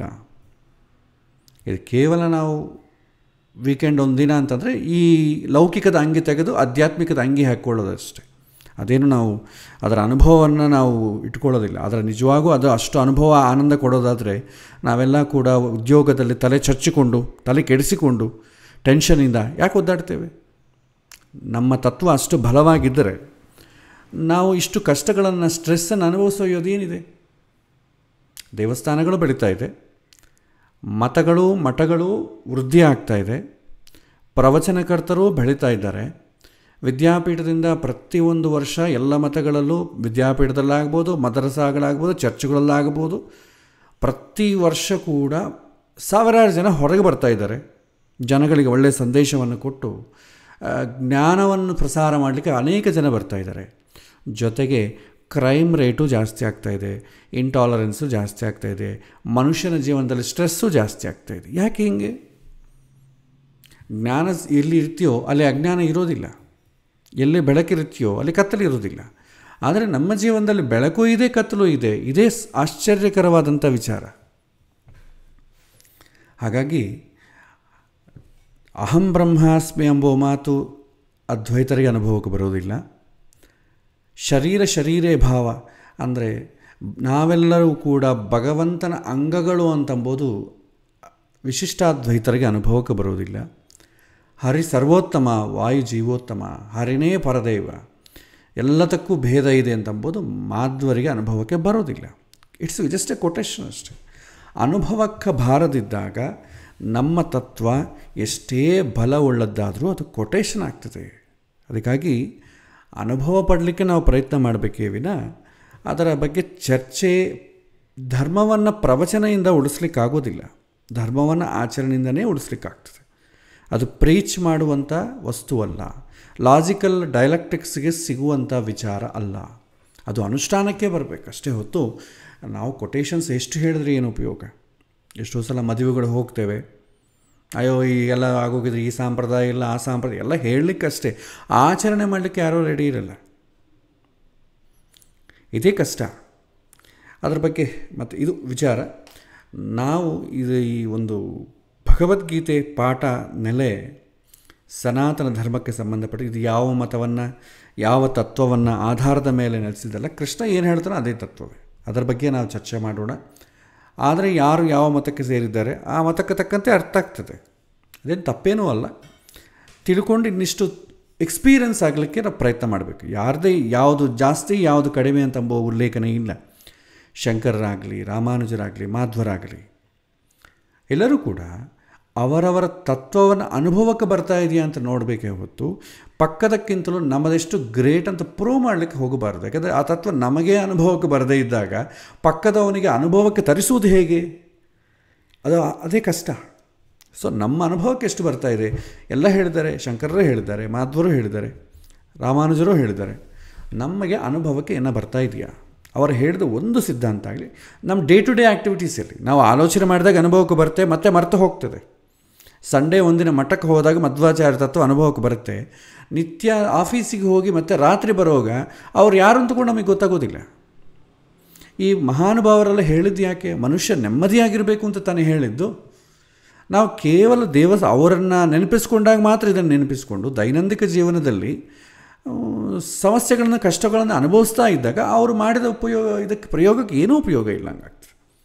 ಹಾಗಾಗಿ ನಾವು ಎಲ್ಲಾದರೂ ಪ್ರತಿವಾದಗಳು ಮಾಡೋದಕ್ಕಿಂತಲೂ ಇವರ ತತ್ವ ಪ್ರತಿದಿನದಲ್ಲಿ ನಮ್ಮನ್ನು ನಾವೇ ಕ್ರಾಸ್ ಚೆಕ್ ಮಾಡ್ಕೊಳ್ಳಿಕ್ಕೆ ಇದು ನನಗೇನಾದರೂ ಉಪಯೋಗ ಆಗ್ತಾ ಇದೆಯಾ, ಉಪಯೋಗ ಆಗಲಿಲ್ಲ ಏನಾದರೂ ಬೇರೆ ಏನಾದರೂ ಹೇಳಿದಾರೆಯಾ ತಿಳ್ಕೊಳ್ಳೋಣ, ನನ್ನ ಜೀವನವನ್ನು ಸುಂದರವನ್ನು ಮಾಡಿಕೊಳ್ಳೋಣ ಅಂತಂಬುದಕ್ಕೆ ಇದು ತುಂಬ ಉಪಯುಕ್ತವಾಗ್ತದೆ. ಇದು ಮೊದಲನೇ ಪ್ರಶ್ನೆಗೆ ಉತ್ತರ. ಇನ್ನು ಎರಡನೇ ಪ್ರಶ್ನೆ ಏನಂತಂದರೆ, ಪ್ರಶ್ನೆ ಅಲ್ಲ, ಇದು ಕೂಡ ಪಾಪ ಇನ್ಫಾರ್ಮೇಷನ್. ಮನಃಶಾಸ್ತ್ರಕ್ಕೆ ಸಂಬಂಧಪಟ್ಟ ವಿಚಾರದಲ್ಲಿ ನಮ್ಮದು ಪಾಠವೇನಿದೆ, ಸೈಕಾಲಜಿ ರಿಲೆವೆಂಟ್ ಟು ಅಸ್ಟ್ರಾಲಜಿ, ಮನಃಶಾಸ್ತ್ರ, ಜ್ಯೋತಿಷ್ಯಕ್ಕೆ ಸಂಬಂಧಪಟ್ಟ ಮನಃಶಾಸ್ತ್ರ ಆದ ಕಾರಣ ಇದು ತುಂಬ ಫಿಲಾಸಫಿ ಕಡೆ, ಆಧ್ಯಾತ್ಮಿಕದ ಕಡೆ, ಭಕ್ತಿ ಕಡೆ ಹೋಗೋದು ಯಾಕೆ, ಡೈರೆಕ್ಟಾಗಿ ಜ್ಯೋತಿಷ್ಯದಲ್ಲೇ ರೆಮಿಡಿ ಅಂತ ಇರ್ತಲ್ವ, ಆ ರೆಮಿಡಿ ಪಾರ್ಟನ್ನೇ ಇಲ್ಲಿ ಹೇಳಿ ಅದರ ನಮಗೆ ತುಂಬ ಉಪಯುಕ್ತ ಆಗ್ತದೆ ಅಂತ ಹೇಳಿದಂಥ ಜನ ಇದ್ದಾರೆ. ಅದಕ್ಕೂ ಒಂದು ಸಣ್ಣ ವಿವರಣೆಯನ್ನು ಕೊಡ್ತೇನೆ. ಯಾಕೆಂದರೆ ಭಾಳ ಜನ ಫಸ್ಟಾಗಿ ಸೇರಿದ್ದಾರೆ, ಅವ್ರಿಗೆ ಪಾಪ ಗೊತ್ತಾಗೋದಿಲ್ಲ. ಮೇ ಬಿ ನಾನು ಫಸ್ಟಾಗಿ ಸೇರಿದವ್ರು ಈ ಪ್ರಶ್ನೆ ಮಾಡಿದ್ದಾರೆ ಅಂತ ನಾನು ಅಂದುಕೊಳ್ತೇನೆ. ಜಸ್ಟ್ ಅವ್ರಿಗೊಂದು ಸಣ್ಣ ವಿವರಣೆಯನ್ನು ಕೊಡಲಿಕ್ಕೆ ಪ್ರಯತ್ನ ಮಾಡ್ತೇನೆ. ಈಗ ನಮಗೆ ನಮ್ಮ ಜೀವನದಲ್ಲಿ ಅದು ದಿನನಿತ್ಯ ನಾವು ಮಾಡುವಂಥ ಲೌಕಿಕ ಕಾರ್ಯಗಳಲ್ಲಾಗ್ಬೋದು, ಅಥವಾ ಭಗವಂತಗೆ ಸಂಬಂಧಪಟ್ಟ ಪೂಜೆ ಪುರಸ್ಕಾರಗಳು, ಹೋಮ ಹವನಾದಿಗಳೆಲ್ಲ ಆಗ್ಬೋದು. ನಾವೇನು ಮಾಡ್ತೇವೆ, ಕರ್ತವ್ಯವನ್ನು ನಿರ್ವಹಣೆ ಮಾಡಲಿಕ್ಕೆ ಭಗವಂತನನ್ನು ಪ್ರಾರ್ಥನೆ ಮಾಡ್ತೇವೆ. ಏನಾದರೂ ಕರ್ತವ್ಯವನ್ನು ಮೀರಿದರೆ, ಏನೋ ತಪ್ಪು ಮಾಡಿದರೆ ಆವಾಗೂ ಭಗವಂತನನ್ನು ಪ್ರಾರ್ಥನೆ ಮಾಡ್ತೇವೆ. ಒಂದು ಕೆಲಸ ಆಗಬೇಕಾದ್ರೆ ದೇವರೇ ಈ ಕೆಲಸ ಚೆನ್ನಾಗಿ ಮಾಡಿಸು ಅಂತ ಭಗವಂತನ ರಿಕ್ವೆಸ್ಟ್ ಮಾಡ್ಕೊಳ್ತೇವೆ. ತಪ್ಪು ಮಾಡಿದಾಗೂ ಕೂಡ ಭಗವಂತನೇ ತಪ್ಪು ಮಾಡಿಬಿಟ್ಟಿದ್ದೇನೆ ಕ್ಷಮಿಸು, ಅದಕ್ಕೂ ಒಂದು ರಿಕ್ವೆಸ್ಟ್ ಮಾಡಿಕೊಳ್ತೇವೆ. ಆ ರಿಕ್ವೆಸ್ಟ್ಗಳು ನಾನಾ ಬಗೆಯ, ಅದು ತೀರಾ ಈಗ ತುಂಬ ಲೌಕಿಕ ಆಗಿ ಹೋಗಿ ಒಂಥರ ನಮಗೆ ಲಂಚ ಕೊಟ್ಟ ಅಭ್ಯಾಸ ಇದೆ, ದೇವರಿಗೆ ಕೂಡ ಲಂಚ ಕೊಡುವ, ಒಂದು ಹುಂಡಿಯಲ್ಲಿ ದುಡ್ಡು ಹಾಕುವ, ಯಾವುದೋ ಒಂದು ಕಾಸ್ಟ್ಲಿಯಸ್ಟ್ ಸೇವೆ ಮಾಡಿಸೋಣ, ಈ ಥರ ಆ ಮಟ್ಟಕ್ಕೆ ಇಳಿದುಬಿಟ್ಟಿದೆ ಈಗ. ಸೊ ಕರ್ತವ್ಯವನ್ನು ಮೀರೋದು, ಕರ್ತವ್ಯವನ್ನು ನಿರ್ವಹಣೆ ಮಾಡೋದು ಆಗಿರುತ್ತೋ, ಅನುಷ್ಠಾನಕ್ಕೆ ಬರೋದು ತುಂಬ ಕಡಿಮೆ. ಭಗವಂತ ಹೇಳಿದಾಗ ಮಾಡಿಬಿಟ್ರೆ ಯಾರಿಗೂ ತೊಂದರೆನೇ ಇಲ್ಲ. ಇಲ್ಲಿ ಅಷ್ಟೇ, ಜ್ಯೋತಿಷನ ರೋಲ್ ಯಾವ ಪ್ಲೇ ಆಗ್ತದೆ? ಒಬ್ಬ ಮನುಷ್ಯ ಸಮಸ್ಯೆಗೆ ಒಳಗಾದಾಗ, ಒಬ್ಬ ಮನುಷ್ಯನಿಗೆ ಸಮಸ್ಯೆಗಳು ಯಾಕೆ ಬರ್ತದೆ? ಅದು ಹಿಂದಿನ ಜನ್ಮದ ಪ್ರಾರಬ್ಧದಿಂದ. ಹಿಂದಿನ ಜನ್ಮದ ಪ್ರಾರಬ್ಧ ನಮಗೀಗ ಇದೆಲ್ಲ ಕರ್ಮ ಗಿರ್ಮ ಇದೆಲ್ಲ ಏನಿದ್ರಿ ಅಂತ ಹೇಳ್ತಾರೆ ಭಾಳ ಜನ. ಆದರೆ ಲೌಕಿಕ ವಿದೃಷ್ಟಾಂತವನ್ನು ನೋಡೋಣ. ಒಬ್ಬ ಹುಡುಗ ಇಂಜಿನಿಯರಿಂಗ್ ಓದ್ತಿದ್ದ, ಫಸ್ಟ್ ಇಯರ್ 3 ಬ್ಯಾಕ್ಲಾಗ್ಸ್ ಇದೆ, ಸೆಕೆಂಡ್ ಇಯರ್ ಎಲ್ಲ ಪಾಸಾಗಿದ್ದಾನೆ, ಥರ್ಡ್ ಇಯರ್ ಆಲ್ರೆಡಿ ಅವನು ಬ್ಯಾಕ್ಲಾಗ್ಸ್ ಕ್ಲಿಯರ್ ಮಾಡಿಕೊಂಡೇ ಮುಂದೆ ಹೋಗಬೇಕು. ಹಾಗೆಯೇ ನಾವು ಯಾವ್ಯಾವ ಜನ್ಮದಲ್ಲಿ ಯಾರ್ಯಾರಿಗೆ ಏನೇನು ತೊಂದರೆಗಳು ಕೊಟ್ಟಿದ್ದೀವಿ ಅಥವಾ ಏನೇನು ಒಳ್ಳೆಯದು ಮಾಡಿದ್ದೀವಿ, ಅದರ ಬರುವಂಥ ಫಲ ಏನಿದೆ, ಪುಣ್ಯ ಆಗಬಹುದು ಅದು ಪಾಪ ಆಗ್ಬೋದು, ಅದು ಅನುಭವಿಸೇ ಮುಂದಕ್ಕೆ ಹೋಗಬೇಕು. ಅದರ ಫಲವಾಗಿ, ಪುಣ್ಯ ಪಾಪಗಳ ಫಲವಾಗಿ ನಮಗೆ ಸುಖ ದುಃಖಗಳು ಉಂಟಾಗ್ತದೆ. ಇಲ್ಲಿ ದುಃಖ ಬಂದಾಗ ಏನಾಗುತ್ತೆ ಅಂದರೆ, ಏನಾದರೂ ಪಾಪ, ಹಿಂದಿನ ಜನ್ಮದ ಒಂದು ಪಾಪ ಕಾಡ್ತಾ ಇದೆ, ಪಾಪ ಕಾಡ್ತಾ ಇದ್ದಾಗ ಏನಾಗುತ್ತೆ, ಆ ಸಮಸ್ಯೆಯನ್ನು ಹೊರಗೆ ಬರಲಿಕ್ಕೆ ಫಸ್ಟ್ ಎಜುಕೇಟ್ ಮಾಡಿಕೊಳ್ಬೇಕು ಮನಸ್ಸು. ಯಾಕೆಂದರೆ ಪ್ರತಿಯೊಂದಕ್ಕೂ ರಿಯಾಕ್ಟ್ ಆಗೋದು ಯಾವುದು? ಮನಸ್ಸು. ಒಂದು ಸಮಸ್ಯೆಗುಂಟಾದ್ರೂ, ಸುಖಕ್ಕುಂಟಾದ್ರೂ ಮನಸ್ಸೇ ರಿಯಾಕ್ಟ್ ಆಗ್ತದೆ. ತುಂಬ ಯಾರಿಗಾದರೂ ಕಷ್ಟ ಬಂತು ಅಂದ್ಕೊಳ್ಳಿ, ಅಯ್ಯೋ ಭಗವಂತ ನಮಗೆ ಯಾಕೆ ಹಿಂಗೆ ಕಷ್ಟ ಕೊಟ್ಟ ಅಂತೇವೆ. ಭಗವಂತ ತುಂಬ ಸುಖ ಕೊಟ್ಟ ಅಂದ್ಕೊಳ್ಳಿ, ಅಯ್ಯೋ ಭಗವಂತ ತುಂಬ ಯಾಕೆ ನಮಗೆ ಸುಖ ಕೊಟ್ಟ ಅಂತ ಯಾರೂ ಪ್ರಶ್ನೆ ಮಾಡಲ್ಲ. ಅಯ್ಯೋ ನಮಗೆ ಯಾಕೆ ಭಗವಂತ ನಮ್ಮನ್ನೇ ಯಾಕೆ ಚೂಸ್ ಮಾಡಿದ, ನಮ್ಮ ಮನೆಯಲ್ಲೇ ಯಾಕೆ ಎಲ್ಲ ವಿದ್ಯಾರ್ಥಿಗಳನ್ನ ಇಂಜಿನಿಯರಿಂಗ್ ಮಾಡಿಸಿದ, ನಮ್ಮ ಮನೆ ಮಕ್ಕಳನ್ನ ಯಾಕೆ ಎಲ್ಲರನ್ನ ಫಾರಿನ್ಗೆ ಹೋಗಿ ಒಳ್ಳೆ ಶ್ರೀಮಂತರನ್ನಾಗಿ ಮಾಡಿದ, ಬಾಕಿಯವ್ರನ್ನ ಯಾಕೆ ಮಾಡಲಿಲ್ಲ ಅಂತ ಯಾರೂ ಪ್ರಶ್ನೆ ಮಾಡಲ್ಲ. ಆದರೆ ಕಷ್ಟ ಬಂದಾಗ ನಮ್ಮ ಮನೆಗೆ ಯಾಕೆ, ಎಲ್ಲರೂ ಚೆನ್ನಾಗಿದ್ದಾರೆ, ಲೋಕದಲ್ಲಿರೋರು ಎಲ್ಲರೂ ಚೆನ್ನಾಗಿದ್ದಾರೆ, ನಮಗೆ ಯಾಕೆ ಕಷ್ಟ? ಯಾಕಂದ್ರೆ ಚೆನ್ನಾಗಿದ್ದಾರೆ ಅಂತ ಅಂಬೋದು ಕಾಣೋದಷ್ಟೇ, ನಿಜವಾಗಿ ಅವ್ರು ಚೆನ್ನಾಗಿದ್ದಾರೆ ಅಂತ ನಮಗೆಲ್ಲಿ ಕಾಣಬೇಕು ಅಲ್ವಾ? ಸೊ ಹಾಗಾಗಿ ನಮ್ಮ ಮನಸ್ಸನ್ನು ಪ್ರಿಪೇರ್ ಮಾಡಿಕೊಂಡು, ನಮ್ಮ ಮನಸ್ಸನ್ನು ನೋಡುವ ದೃಷ್ಟಿಯನ್ನು ಬದಲಾವಣೆ ಮಾಡಿಕೊಳ್ಳೋದಾಗೆ ನಮಗೆ ಸಮಸ್ಯೆಯಿಂದ ಹೊರಗೆ ಬರೋದು ಈಸಿ ಆಗ್ತದೆ. ಸಮಸ್ಯೆಯನ್ನು ಅನುಭವಿಸೇ ಹೊರಗೆ ಬರಬೇಕು, ಎಸ್ಕೇಪ್ ಆಗಲಿಕ್ಕೆ ಆಗೋದಿಲ್ಲ. ನಾವು ಭಗವಂತನ ಹತ್ರ ಲಂಚ ಕೊಡ್ಬೋದು, ಚಿಕ್ಕ ಚಿಕ್ಕದಕ್ಕಾದರೆ ಲಂಚ ಕೊಡ್ಬೋದು, ದೊಡ್ಡ ದೊಡ್ಡ ಸಮಸ್ಯೆಗಳಿಗೆ ಭಗವಂತ ಏನು ಮಾಡಲಿಕ್ಕಾಗ್ತದೆ? ಏನಾದರೂ ಒಂದು ಸಣ್ಣ ಸಣ್ಣ ಎಕ್ಸಾಮ್ಸಲ್ಲಾದರೆ ಏನೋ ಕಾಪಿ ಹೊಡೆದು ಏನೋ ಒಂದು ಮಾಡಿ ಪಾಸ್ ಆಗ್ಬೋದು. ದೊಡ್ಡ ದೊಡ್ಡ ಎಕ್ಸಾಮ್ಸನ್ನು ಕಾಪಿ ಹೊಡೆದು ಹೆಂಗೆ ಜೀವನ ಪರ್ಯಂತ ಪಾಸ್ ಆಗಲಿಕ್ಕೆ ಆಗ್ತದೆ? ಆಗೋದಿಲ್ಲ. ಕೆಲವೊಂದು ಅನುಭವಿಸಲೇಬೇಕಾಗುತ್ತದೆ. ಕೆಲವೊಂದಕ್ಕೆ ಎಕ್ಸೆಪ್ಷನ್ಸ್ ಇದೆ. ಭಗವಂತ ಕೂಡ ಕಷ್ಟ ಸಮಯ ಬಂದಾಗ ಸಹಕಾರ ಮಾಡ್ತಾನೆ. ಹಾಗೆ ಅಂತೇಳಿ ಜೀವನ ಪರ್ಯಂತ ನಾವು ಮಾಡಿದ ತಪ್ಪುಗಳಿಗೆಲ್ಲ ಭಗವಂತ ಸಹಕಾರ ಮಾಡ್ತಾನೇ ಇರಬೇಕು ಅಂತಂದರೆ ಅದು ದೇವರಿಗೆ ಕೂಡ ಸಾಧ್ಯ ಇಲ್ಲ. ಅರ್ಥ ಮಾಡಿಕೊಳ್ಳೋದು ಒಂದೇ ಸಾಧ್ಯ. ಸೊ ಸಮಸ್ಯೆ ಯಾಕೆ ಬರುತ್ತೆ, ಮನಸ್ಸು ಅದನ್ನು ಹೇಗೆ ರಿಸೀವ್ ಮಾಡಿಕೊಳ್ತದೆ, ಸೊ ಅದನ್ನು ಅರ್ಥ ಮಾಡಿಕೊಂಡಾಗೇ ನಮಗೆ ಆನಂದ ಆಗ್ತದೆ. ಸೊ ಅದಕ್ಕೆ ಮನಸ್ಸನ್ನು ಹೇಗೆ ಅರ್ಥ ಮಾಡಿಕೊಳ್ಳಬೇಕು, ಅಸಲು ಮನಸ್ಸು ಹೇಗೆ ಕೆಲಸ ಮಾಡ್ತದೆ, ಇದನ್ನು ಭಗವದ್ಗೀತೆ ಉಪನಿಷತ್ ನೆಲೆಗಳಲ್ಲಿ ಏನು ಹೇಳಿದ್ದಾರೆ, ಭಗವಂತ ಏನು ಸೂಚನೆ ಕೊಡ್ತಾನೆ, ಅದನ್ನು ತಿಳ್ಕೊಳ್ಳೋಂಥ ಕ್ರಮದಲ್ಲಿ ಈ ಮನಃಶಾಸ್ತ್ರದ ಪಾಠ. ಸಮಸ್ಯೆ ಬಂದಾಗ ರೆಮಿಡಿ ಬೇರೆ ಇದ್ದೇ ಇದೆ, ಆಲ್ಟರ್ನೇಟ್, ಅದನ್ನೇ ಕ್ವಿಕ್ ಫಿಕ್ಸ್ ಅಂತೀವಿ, ಅದು ಇದ್ದೇ ಇದೆ. ದೇವರನ್ನು ಪ್ರಾರ್ಥನೆ ಮಾಡಿಕೋ, ದೇವರ ದರ್ಶನ ಮಾಡಿಕೋ, ಯಾವುದೊಂದು ಚಿಕ್ಕ ಪೂಜೆ ಮಾಡು, ಇದೆಲ್ಲ ಇದ್ದೇ ಇದೆ. ಆದರೆ ಸಮಸ್ಯೆ ಬರದೆ ಮುಂಚಿತವಾಗಿ ನಾವು ಪ್ರಿಪೇರ್ ಆಗೋದು ಬೇಕೇ ಬೇಕಲ್ಲ. ಅದಕ್ಕೆ ಆ ಪ್ರಿಪರೇಷನ್ಗೋಸ್ಕರವೇ ಜ್ಯೋತಿಷ್ಯ, ಈ ಒಂದು ಮನಃಶಾಸ್ತ್ರ ವಿಚಾರ ಹೇಳೋದಾಗುತ್ತೆ. ಯಾರಿಗಾದರೂ ಸಲಹೆ ಕೊಡಬೇಕಾದ್ರೆ ಫಸ್ಟು ನಾವು ನೆಮ್ಮದಿಯಾಗಿರ್ಬೇಕು ತಾನೆ. ನಮಗೇ ನೆಮ್ಮದಿ ಅಂತ ಏನು ಗೊತ್ತಿಲ್ಲದೇ ಇದ್ದರೆ ಇನ್ನೊಬ್ಬರಿಗೆ ನೆಮ್ಮದಿ ಹೆಂಗೆ ಕೊಡಲಿಕ್ಕಾಗತ್ತೆ? ನಾವು ನೆಮ್ಮದಿ ಇರಬೇಕು. ಇನ್ನೊಬ್ಬರ ನೆಮ್ಮದಿಯಾಗಿರಬೇಕಾದ್ರೆ ಸಲಹೆ ಕೊಡಬೇಕಾದ್ರೆ ಫಸ್ಟು ಮನಸ್ಸು, ಬುದ್ಧಿ ಇವುಗಳ ಬಗ್ಗೆ ತಿಳ್ಕೊಳ್ಬೇಕು. ಇದು ತಿಳ್ಕೊಳ್ಳೋದಲ್ಲದೆ ಪ್ರಕೃತಿ ಏನು, ಪ್ರಕೃತಿಯ ನಿಯಮ ಏನು, ಪ್ರಕೃತಿಯನ್ನು ಮಾಡಿದಂಥ ಭಗವಂತ ಯಾವುದಕ್ಕೋಸ್ಕರ ಮಾಡಿದ್ದಾನೆ, ಇವುಗಳೆಲ್ಲ ತಿಳ್ಕೊಳ್ಳೋದೇ ಇದ್ದರೆ ನಮಗೇನಾಗುತ್ತೆ, ಸರಿಯಾದ ಜ್ಞಾನ ಬರೋದಿಲ್ಲ, ಕೊಟೇಶನ್ ಆಗ್ತದೆ. ಭಗವದ್ಗೀತೆ ಕೊಟೇಶನ್ ಅಷ್ಟೇ. ಭಗವದ್ಗೀತೆ ಅದು ಹಿಂದೂಗಳು ಓದಬೇಕಂತೆ, ಹಿಂದೂಗಳ ಪವಿತ್ರವಾದ ಗ್ರಂಥ, ಅದು ಹಂಗೆ ಆಗ್ಬಿಡ್ತದೆ ಅಷ್ಟೆ. ಹಿಂದೂಗಳು ಕಂಪಲ್ಸರಿ ಓದಬೇಕು, ಬ್ರಾಹ್ಮಣರು ಅಟ್ಲೀಸ್ಟ್ ಮನೆಗೊಂದು ಪುಸ್ತಕ ಆದರೂ ಇಟ್ಕೊಳ್ಬೇಕು, ಹೀಗಾಗ್ತದೆ. ಅರ್ಥ ಮಾಡಿಕೊಳ್ಳದೇ ಇದ್ದಾಗ ಸುತ್ತು ಸಾವಿರಾರು ಹಿಂದೂ ಮತದ ಗ್ರಂಥಗಳನ್ನ ಇಟ್ಟುಕೊಂಡು ಏನು ಲಾಭ? ಏನೂ ಲಾಭ ಇಲ್ಲ. ಅದರಿಂದ ಇನ್ನೂ ಅನರ್ಥಗಳೇ ಜಾಸ್ತಿ. ನನಗೆ ಶುಗರ್ ಇದ್ದಾಗ ಸುತ್ತು ಸ್ವೀಟ್ಸ್ ಇಟ್ಕೊಂಡು ಕೂತ್ಕೊಂಡ್ರೆ ಏನು ಲಾಭ ಆಗ್ತದೆ? ಹಾಗೆ ಅರ್ಥ ತಿಳ್ಕೊಳ್ಳೋ ಪ್ರಯತ್ನ ಮಾಡದೇ ಇದ್ದಾಗ ಬೇರೆ ಏನು ಅದನ್ನು ಬಾಯ್ಪಾಠ ಮಾಡಿದೆ, ಇನ್ನೊಬ್ಬನಿಗೆ ಪ್ರೀಚ್ ಮಾಡಿದೆ, ಅದನ್ನು ಸುಂದರವಾಗಿ ರಾಗದಿಂದ ಹಾಡು ಹೇಳಿದೆ, ಇದೆಲ್ಲ ಸೊಸೈಟಿ ಚೆನ್ನಾಗಿರುತ್ತೆ, ಅದು ನನಗೆ ಆನಂದವನ್ನು ಕೊಡುವಂಥದ್ದಲ್ಲ. ಇದನ್ನು ತಿಳ್ಕೊಂಡು ನಾವು ಮುಂದೆ ಕುರಿಬೇಕಾಗತ್ತೆ. ಸೊ ಇದು ಸಣ್ಣ ವಿವರಣೆಯನ್ನು ಕೊಟ್ಟಿದ್ದು. ಇದು ಅನ್ಯದ ಯಾರನ್ನು ಟೀಕೆ ಮಾಡುವಂಥದ್ದಾಗಲಿ ಏನಿಲ್ಲ, ಜಸ್ಟ್ ತಿಳ್ಕೊಳ್ಳೋ ವಿಚಾರ. ಸಬ್ಜೆಕ್ಟಲ್ಲಿ ಇನ್ವಾಲ್ವ್ ಆಗಬೇಕಾದ್ರೆ ನಾವು ಕೆಲವೊಂದು ಫಾಲೋ ಆಗಲಿಕ್ಕೆ ಬೇಕಾದಂಥ ವಿವರಣೆ ಇದು. ಇನ್ನು ನಾವು ಸಬ್ಜೆಕ್ಟಿಗೆ ಹೋಗೋಣ. ಕಳೆದ ಪಾಠದಲ್ಲಿ ಯಜ್ಞ ಅಂತಂದರೆ ಏನು ತಿಳ್ಕೊಂಡ್ವಿ. ಯಜ್ಞ ಅಂತಂದರೆ ನಾವು ಮಾಡುವ ಕೆಲಸವನ್ನು ಯಜ್ಞ ಅಂತೇವೆ, ನಾವು ಮಾಡುವ ಕರ್ತವ್ಯವನ್ನು ಯಜ್ಞ ಅಂತೇವೆ. ಅದು ಆಫೀಸಿಗೆ ಹೋಗೋದಾಗ್ಬೋದು, ಅಥವಾ ಯಾರಿಗಾದ್ರೂ ಸಹಾಯ ಮಾಡೋದಾಗ್ಬೋದು, ಮನೆಯಲ್ಲಿ ಸ್ವಚ್ಛ ಮಾಡೋದಾಗ್ಬೋದು, ಒಬ್ಬನಿಗೆ ಪಾಠ ಮಾಡೋದಾಗ್ಬೋದು, ಒಬ್ಬನಿಗೆ ಪ್ರೊಟೆಕ್ಟ್ ಮಾಡೋದಾಗ್ಬೋದು, ಒಬ್ಬನಿಗೆ ಬೇಕಾದಂಥ ಪದಾರ್ಥಗಳನ್ನ ಪ್ರೊಟೆಕ್ಷನ್ ಮಾಡೋದಾಗ್ಬೋದು, ಯಾವುದೇ ಆಗಲಿ ಎಲ್ಲವೂ ಕೂಡ ಯಜ್ಞದ ಕೆಳಗೆ ಬರುತ್ತೆ. ಯಜ್ಞ ಅಂತಂದರೆ ಹೋಮಕುಂಡದಲ್ಲಿ ಪ್ರತಿಷ್ಠಾಪನೆ ಮಾಡೋದ ವಿಚಾರದಲ್ಲಿ ಮಾತ್ರ ಯಜ್ಞ ಅಲ್ಲ, ಅದು ಬ್ರಾಹ್ಮಣರ ಯಜ್ಞ. ಬಟ್ ಎಲ್ಲ ಆಶ್ರಮದವರು, ಎಲ್ಲ ಜನ ಇದ್ದಾರಲ್ಲ, ಎಲ್ಲರಿಗೂ ಕೂಡ ಅವರವರು ಮಾಡಬೇಕಾದಂಥ ಡ್ಯೂಟಿ ಏನಿದೆ, ಆ ಡ್ಯೂಟಿ ಮಾಡುವುದನ್ನೇ ಯಜ್ಞ ಅಂತೇವೆ. ಯಾರ ಡ್ಯೂಟಿ ಅವರ ಮಾಡಿದರೇ ನಮಗೆ ಆಹಾರ ಸಿಗುತ್ತೆ.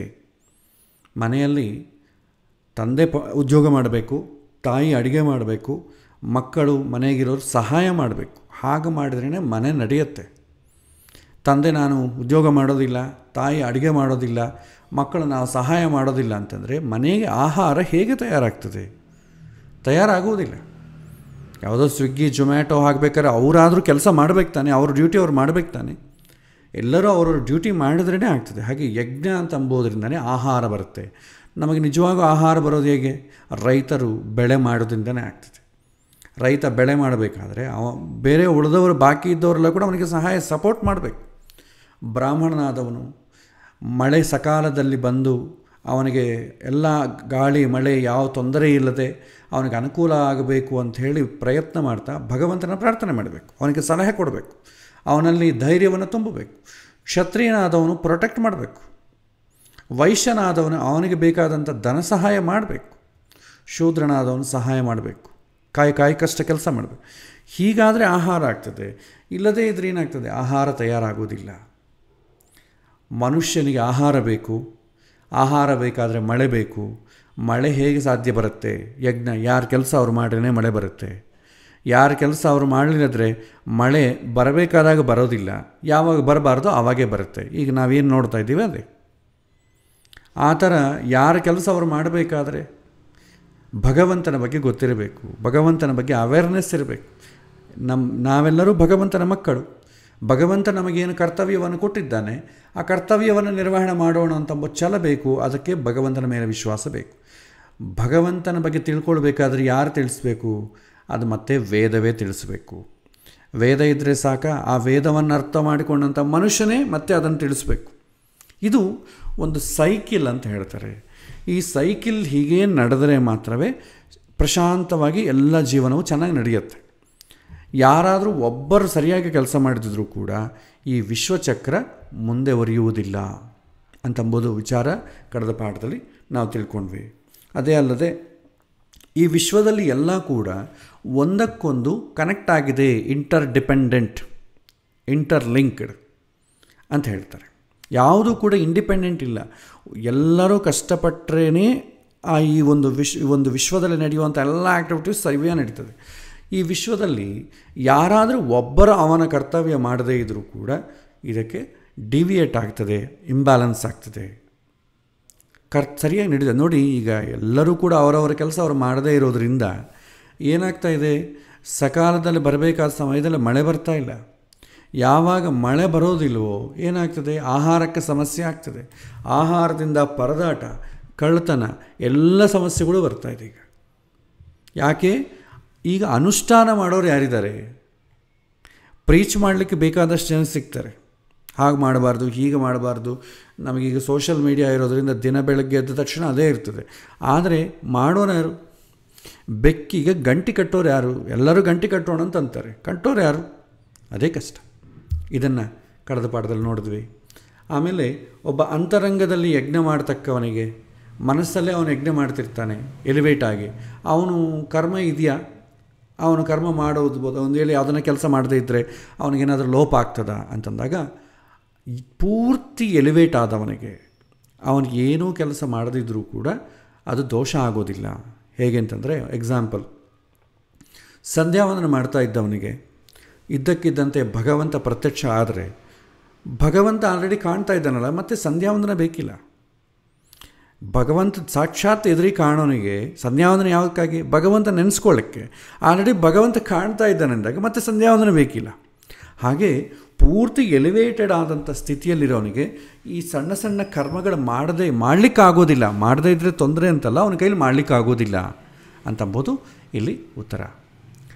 ಈ ರೀತಿ ವಿಚಾರವನ್ನು ಕಳೆದ ಬಾರಿ ನಾವು ನೋಡಿದ್ವಿ. ಇವತ್ತು ಮತ್ತೆಷ್ಟು ವಿಚಾರ ಕೃಷ್ಣ ನಮ್ಮನ್ನು ಯಾವ ರೀತಿ ಗೈಡ್ ಮಾಡ್ತಾನೆ ಎಂಬುದನ್ನು ನಾವು ನೋಡೋಣ.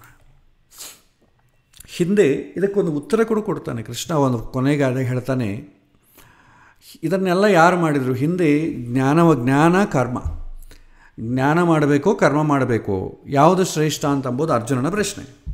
ಇದಕ್ಕೆ ಕೃಷ್ಣ ಉತ್ತರ ಕೊಡೋದು ಏನಂತಂದರೆ, ಜ್ಞಾನ ಶ್ರೇಷ್ಠ, ಆದರೆ ಜ್ಞಾನ ವೃದ್ಧಿ ಆಗಬೇಕಾದ್ರೆ ಕರ್ಮ ಮಾಡಬೇಕು. ಕರ್ಮವನ್ನು ಪರ್ಫೆಕ್ಟಾಗಿ ಮಾಡಬೇಕಾದ್ರೆ ಮತ್ತೆ ಜ್ಞಾನ ಬೇಕು. ಇದಕ್ಕೆ ಒಂದಕ್ಕೊಂದು ಡಿಪೆಂಡೆಂಟ್. ಹಾಗಾಗಿ ಎರಡೂ ಇಂಪಾರ್ಟೆಂಟ್ ಅಂತ ಹೇಳ್ತಾನೆ. ಇದು ಎರಡೂ ಇಂಪಾರ್ಟೆಂಟಾಗಿ ಜ್ಞಾನ ಮಾರ್ಗದಲ್ಲಿ ಕರ್ಮ ಮಾರ್ಗದಲ್ಲಿ ಎರಡು ಕಡೆ ಸಾಗುತ್ತಾ ಇರೋ ಎಕ್ಸಾಂಪಲ್ ಕೂಡ ಕೊಡ್ತಾನೆ. ಕೃಷ್ಣ ಹೇಳ್ತಾನೆ, ಹಿಂದೆ ಅನೇಕ ರಾಜರ್ಷಿಗಳು ಈ ಮಾರ್ಗದಲ್ಲಿ ನಡೆದು ಮೋಕ್ಷವನ್ನು ಪಡೆದಿದ್ದಾರೆ. ಅವ್ರು ಯಾರೂ ಕೂಡ ಎಲ್ಲವನ್ನು ತ್ಯಜಿಸಿ ಕಾಡಿಗೆ ಹೋದವರಲ್ಲ. ಇದಕ್ಕೆ ಉತ್ತಮವಾದಂಥ ಉದಾಹರಣೆ ಅಂತಂದರೆ ಜನಕ ಮಹಾರಾಜ ಅದಕ್ಕೆ ಎಲ್ಲ ರಾಜ್ಯ ವೈಭೋಗದಿಂದ ಇದ್ದು ರಾಜ್ಯಭಾರ ಮಾಡಿದಂಥ ವ್ಯಕ್ತಿ. ಆದರೆ ಅವನಷ್ಟು ದೊಡ್ಡ ಜ್ಞಾನಿ ಕೂಡ ಇಲ್ಲ. ದೊಡ್ಡ ಜ್ಞಾನಿ ಆ ಕಾಲದಲ್ಲಿ ಬೇರೆ ಯಾರೂ ಇಲ್ಲ ಅವನಷ್ಟು ದೊಡ್ಡ ಜ್ಞಾನಿ. ಅಂತಹ ಮಹಾರಾಜರ್ಷಿ ಜನಕ ಮಹಾರಾಜ. ಜನಕ ಎಲ್ಲ ಅಧಿಕಾರದ ಭೋಗವನ್ನು ನಡುವೆ ಇದ್ದು ಕೂಡ ವಿರಕ್ತನಾಗಿ ಬದುಕಿದವನು. ಆದ್ದರಿಂದ ಕೃಷ್ಣ ಹೇಳ್ತಾನೆ, ಇಲ್ಲಿ ಜನಕರ ಹೆಸರನ್ನು ಪ್ರಸ್ತಾವನೆ ಮಾಡ್ತಾನೆ. ಜನಕ ಮುಂತಾದ ರಾಜರ್ಷಿಗಳೆಲ್ಲ ಕೂಡ ಕರ್ಮಯೋಗದಿಂದಲೇ ಜ್ಞಾನವನ್ನು ಪಡೆದು ಕರ್ಮ ಮಾಡ್ತಾ ಎತ್ತರಕ್ಕೆ ಹೋದರೆ ಹೊತ್ತು ಕರ್ಮವನ್ನು ಬಿಟ್ಟಲ್ಲ. ಬರೀ ಜ್ಞಾನವನ್ನು ಗಳಿಸ್ತಾ ಕೂತ್ಕೊಳ್ಳೋಣ, ಬೇರೆ ಏನು ಮಾಡೋದು ಬೇಡ ಅಂತಂಬುದಕ್ಕೆ ಆ ಸ್ಟೇಟ್ಮೆಂಟಿಗೆ ವಿರುದ್ಧವಾಗಿ ಕಾಂಪನ್ಸೇಟಾಗಿ ಇದು ಹೇಳ್ತಾನೆ ಭಗವಂತ. ಈ ರೀತಿ ಸಮಾಜಕ್ಕೆ ಮಾರ್ಗದರ್ಶಿಯಾದ ನೀನು ಸಮಾಜಕ್ಕೋಸ್ಕರ ಯುದ್ಧ ಮಾಡು ಅಂತ ಹೇಳ್ತಾನೆ ಕೃಷ್ಣ.